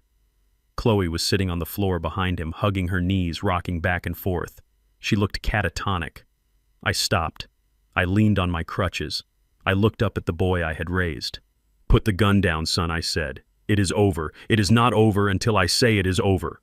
Jamal roared. He swung the rifle wildly. "Why are you doing this? Why?" He looked at me, tears streaming down his face, mixing with the sweat. "Why did you side with him?" he asked, his voice cracking. "Why did you pick a stranger over your own blood? Silas was nothing. He was just a crazy old man. Next door, I am your son. I built this. I made the Washington name mean something. Why are you destroying me?" I looked at him. I saw the pain in his eyes, the confusion. He genuinely didn't understand. He had twisted the world so much in his head that he truly believed he was the victim. "I didn't destroy you, Jamal," I said, my voice echoing in the cavernous hallway. "I only took back what you stole. You destroyed yourself the day you decided you were too good to earn your way." I took a step up the stairs. "Stay back!" he shrieked, aiming the gun at my face. I didn't stop. I took another step. "You want to know why I picked Silas?" I asked. "Because Silas knew who you were." I took another step. The barrel was only 10 feet away now. "You hated him because he saw through you, Jamal. He didn't see a big shot developer. He didn't see a success story. He saw a coward. He saw a man who was so afraid of being ordinary that he would steal from the only person who ever helped him." "Shut up," Jamal screamed. "I am not a coward. I am a king. You are a thief," I shouted back, my voice booming like thunder. "You are a bully who only picks fights with old men and dead people. You thought you could push me around because I am old. You thought you could push Silas around because he was quiet. I climbed another step. I was close enough to see the rifling inside the barrel. Silas protected us, Jamal. He paid our mortgage when I got hurt. He gave you the land to build this house, and you repaid him by spitting on his grave. That is not what a king does. That is what a rat does. Jamal was shaking violently now. The gun was wavering. He laughed at me. Jamal sobbed. He looked at me with those dead eyes and he judged me. I had to take it. I had to show him. Show him what I asked softly. That he was right. Jamal's face crumpled. The rage drained out of him, leaving only despair. He looked at the gun in his hands. Then he looked at me. "It is too late," he whispered. "I can't go to prison, Dad. I can't be poor. I can't be nobody." His finger tightened on the trigger. His eyes hardened again. A final, desperate resolve. "If I am going down," he said, his voice cold, "I am taking the reason with me." He raised the stock to his shoulder. He aimed right between my eyes. I braced myself. I didn't close my eyes. I wanted to look him in the face when he did it. "Goodbye, Dad." But before he could pull the trigger, a blur of movement flashed behind him. Chloe stood up. She didn't scream. She didn't shout. She moved with the silent, desperate speed of a survivalist. She grabbed a heavy crystal vase from the hallway table, a vase that probably cost $5,000. She swung it with both hands. It connected with the back of Jamal's head with a sickening thud, the sound of glass shattering mixed with the sound of bone crunching. Jamal's eyes rolled back in his head. The rifle discharged the bullet, tearing into the ceiling plaster, raining down on us like snow. He crumpled forward, falling down the stairs. He tumbled past me, a limp rag doll in a ruined suit, and landed in a heap at the bottom of the foyer. I stood there, frozen, plaster dust in my hair. I looked up at Chloe. She was standing on the landing, breathing hard, holding the jagged neck of the broken vase. Her eyes were wide and manic. "I saved you!" she screamed, her voice shrill and terrifying. I stopped him. "Tell them Booker. Tell the police I stopped him." She wasn't looking at me with concern. She was looking at me with calculation. She was already working the angle. She was already building her defense. I was a victim. I was a hostage. I am a hero. She dropped the glass and raised her hands in the air. "I am innocent!" she yelled toward the open door. "He made me do it." I looked down at Jamal. He was groaning, blood pooling around his head on the marble floor. He was alive, but he was broken. In every way, a man can be broken. The SWAT team burst through the door. "Please get down. Get down." They swarmed over Jamal, cuffing his hands behind his back. They ran up the stairs, grabbing Chloe, who was screaming about her rights and her heroism. Officers surrounded me, checking me for wounds. "Are you hit, sir? Are you hit?" I shook my head. I wasn't hit. Not by a bullet. I watched as they dragged Jamal out the front door. His face was covered in blood. He looked at me as he passed. His eyes were unfocused, but for a second they locked onto mine. There was no hate left, just fear. The fear of a child who realizes the dark is real. Then they dragged Chloe out. She was fighting, kicking, yelling that she was the one who called the police, that she was the victim. I stood alone in the foyer of the empty mansion. The silence returned, heavy and final. The hole in the ceiling gaped like an open mouth. The shattered crystal glittered on the floor like diamonds. Chief Miller walked in. He looked at Jamal on the stretcher outside, then at me. "You okay, Booker?" he asked quietly. I looked around at the house my son had built on stolen land. "I am alive, Miller," I said. He nodded. "That was close. Too close. She hit him hard. She might have saved your life." I looked at the broken vase. "She didn't do it to save me," I said. "She did it to save herself. She traded him for a plea deal." Miller sighed. "Yeah. Well, they are both going away for a long time. Fraud, assault, attempted murder. It is a laundry list." I leaned on my crutches. I felt 1,000 years old. "Get them off my property, Miller," I said. "I want to lock the door." I walked out of the house. The ambulance was pulling away with Jamal. A patrol car was taking Chloe. The neighbors were watching from behind the police tape, their faces a mixture of horror and entertainment. I didn't look at them. I walked to Tyrone's truck. Tyrone was waiting. He didn't say a word. He just opened the door for me. I climbed in. I took off the heavy vest and threw it on the floor. "Let's go home, Tyrone," I said. "To the boathouse?" he asked. "No," I said. "The boathouse is gone. Take me to Silas's house." I looked at the keys in my hand. The keys to the mansion. The keys to the cottage. The keys to the land. "It is time to take down the fence," I said. For good. The silence that fell over the neighborhood in the weeks after the arrest was heavy, like a wool blanket soaked in river water. The news vans had packed up and left chasing the next tragedy. The police tape had been torn down, leaving only sticky residue on the fence posts. Jamal and Chloe were sitting in county lockup, denied bail because of the flight risk and the sheer magnitude of the fraud. They were gone. The mansion stood empty, a hollow shell of ambition that was slowly being reclaimed by the dust and the spiders. I spent my days in Silas's house. I could not go back to the garage apartment. It felt too much like a cage now, and the main house, Jamal's house, felt like a crime scene. So I stayed with the ghost of the man who saved me. Silas's house was a time capsule. It smelled of pipe tobacco, old paper, and lemon oil. It was not the dungeon Jamal had described. It was not a hoarder's nest. It was tidy, meticulous. Every book was aligned on the shelf. Every tool in the kitchen had its place. It was the home of a man who valued order because he had seen too much chaos in the jungle. I took it upon myself to clean it. Not because it was dirty, but because I needed something to do with my hands. My leg was still in a cast, so I moved slow, hobbling from room to room with a dust rag and a sense of reverence. I was the executor of the estate. It was my job to sort through the life he left behind. I started in the study. It was a small room at the back of the house overlooking the yard and the massive fence Jamal had built.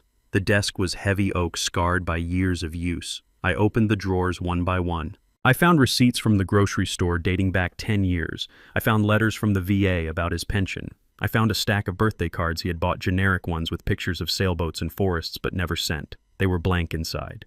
In the bottom drawer, hidden under a stack of National Geographic magazines, I found it. It was a book, not a ledger like the one in the bank vault. This was a personal journal bound in cracked black leather, the pages soft and worn from being turned by calloused fingers. I sat down in Silas's leather chair. The springs groaned a familiar sound that made me feel like he was in the room with me. I opened the book. The entries were sporadic. Sometimes weeks would go by without a word. Sometimes he wrote every day. The handwriting was jagged, the script of a man whose hands shook from nerve damage but whose mind was sharp as a razor. I read about the weather. I read about the birds he saw at the feeder. I read about the pain in his joints when the rain came. Then I started seeing my name. Booker fixed his truck today, an entry from 5 years ago read, "He hums when he works." Same tune. Amazing grace. He doesn't know I can hear him. It is a good sound, a human sound. I smiled, a tear pricking my eye. I didn't know he listened. I turned the pages, moving forward in time. The tone of the entries changed. They became darker, more urgent. The boy is back, an entry read. Jamal. He drives that car too fast. He looks at my house like he is measuring it for a coffin. He came to the fence today. He didn't say hello. He just stared. He has the eyes of a hungry dog. I felt a chill run down my spine. Silas had seen it. He had seen the predator in my son long before I did. I kept reading. I read about the night Jamal came to beg for money. Silas wrote about it with pity, not anger. He is weak, Silas wrote. He thinks money makes him a man. He doesn't know that a man is made by what he refuses to do, not what he can buy. Then I reached the entry dated 3 years ago, the date the fence went up. I remembered that week. Jamal had been furious. He had screamed about property lines and eyesores. He had told me Silas was a voyeur, that he was watching Chloe sunbathe, that he was dangerous. Jamal had hired a contractor to build a 10-foot privacy fence, a barricade of cedar planks that blocked out the sun and cut Silas off from the world. I had apologized to Silas back then. I had stood by his porch ashamed and told him I couldn't stop my son. Silas had just nodded and said it was for the best. I looked at the journal entry. "The fence is going up tomorrow," Silas wrote. "Jamal thinks he is punishing me. He thinks he is blocking my view. He is shouting at the workers, making sure it is high enough, tight enough." The ink was darker here, like he had pressed down hard with the pen. He is a fool. He doesn't understand.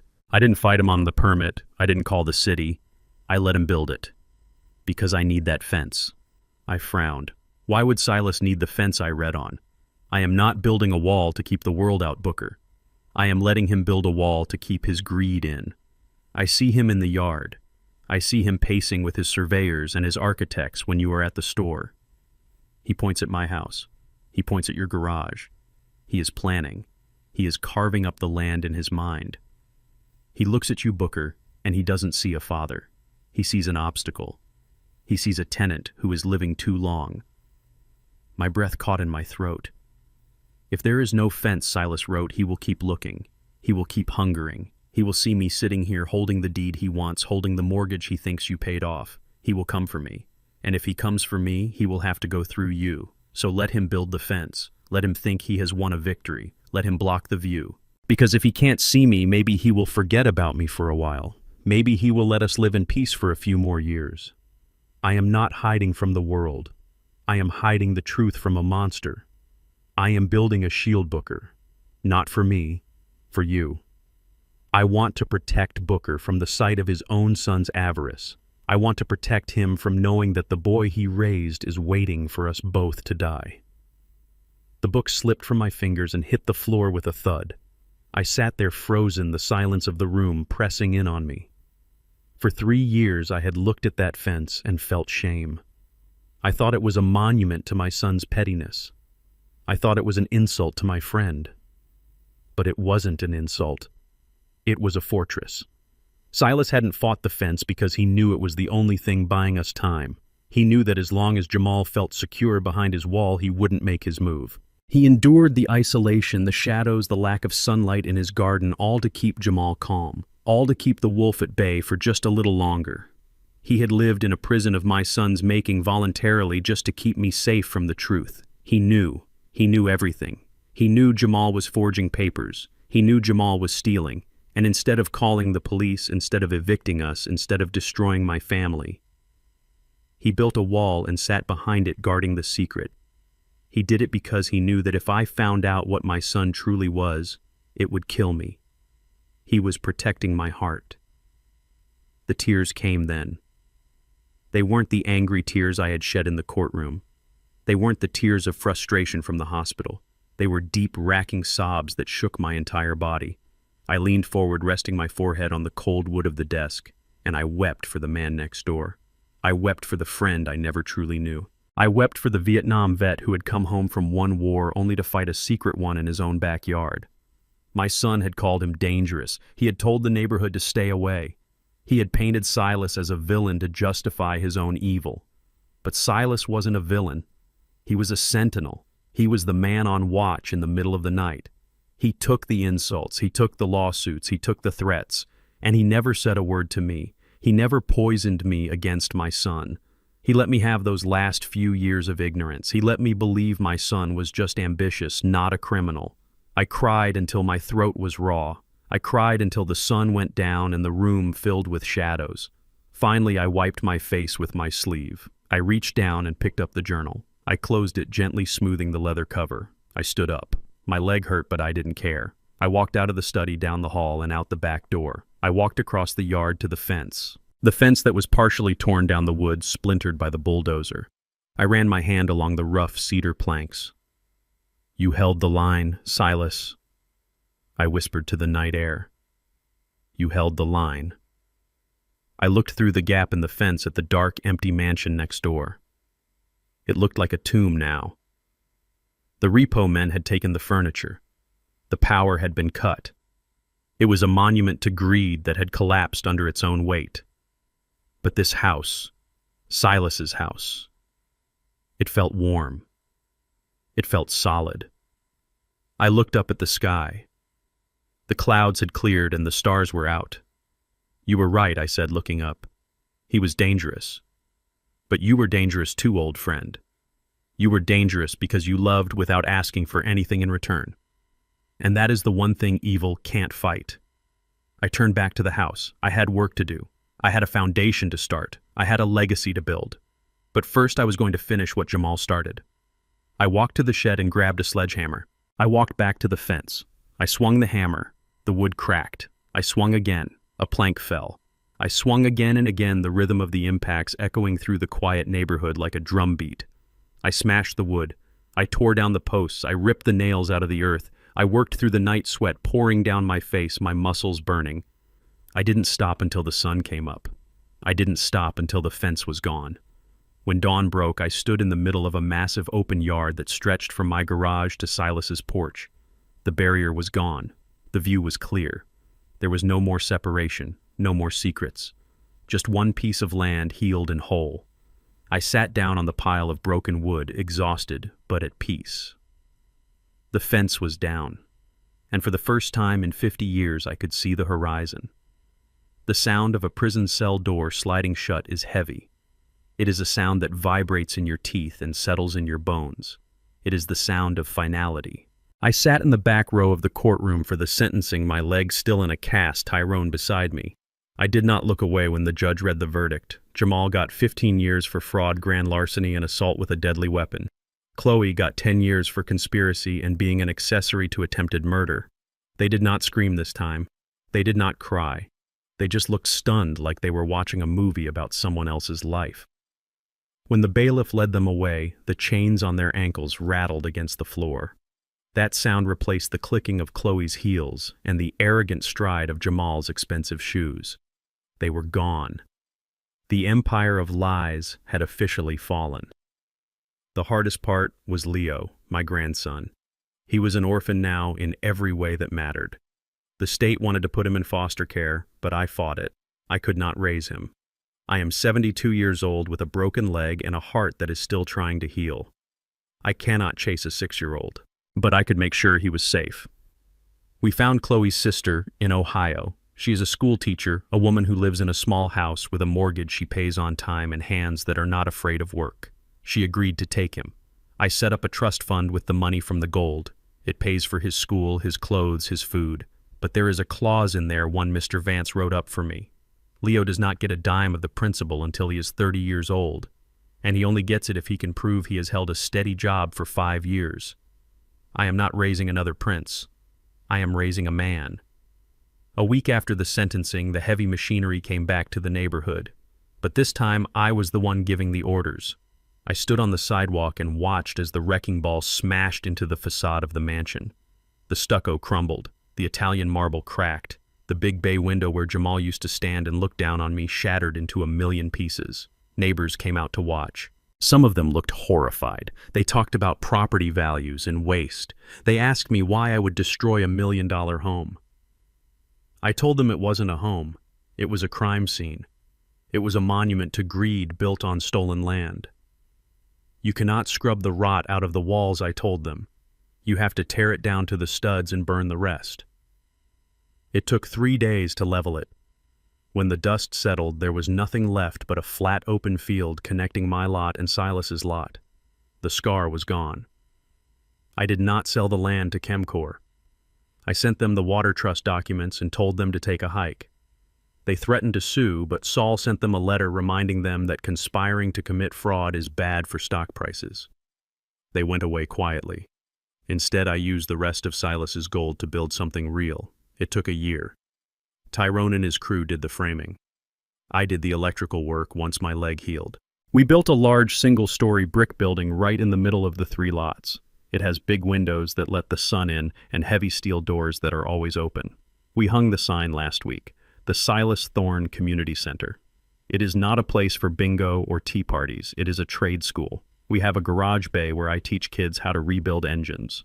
Tyrone teaches welding in the back. We have a wood shop and a computer lab. We take the kids from the city, the ones who are angry, the ones who feel like the world has forgotten them, and we teach them how to build things with their hands. We teach them that there is dignity in sweat. We teach them that a man is defined by what he creates, not what he steals. Yesterday evening, I sat on the porch of Silas's old house. I live here now. I rent my garage apartment to a young couple who are saving for their first home. The sun was going down, painting the sky in shades of purple and orange. The air was cool and clean. The fence was gone, so I could see all the way to the river. In the yard of the community center, a group of teenagers were playing basketball on the new court we poured. I could hear the rhythmic thud of the ball and the sound of their laughter. It was a good sound. It was the sound of life returning to a place that had been dead for too long. I poured 2 glasses of bourbon. The good stuff. Silas's brand. I set 1 glass on the railing of the porch right where Silas used to rest his hand. I took the other one and sat back in the rocking chair. I looked out at the open land. No walls, no secrets, just grass and kids and the future.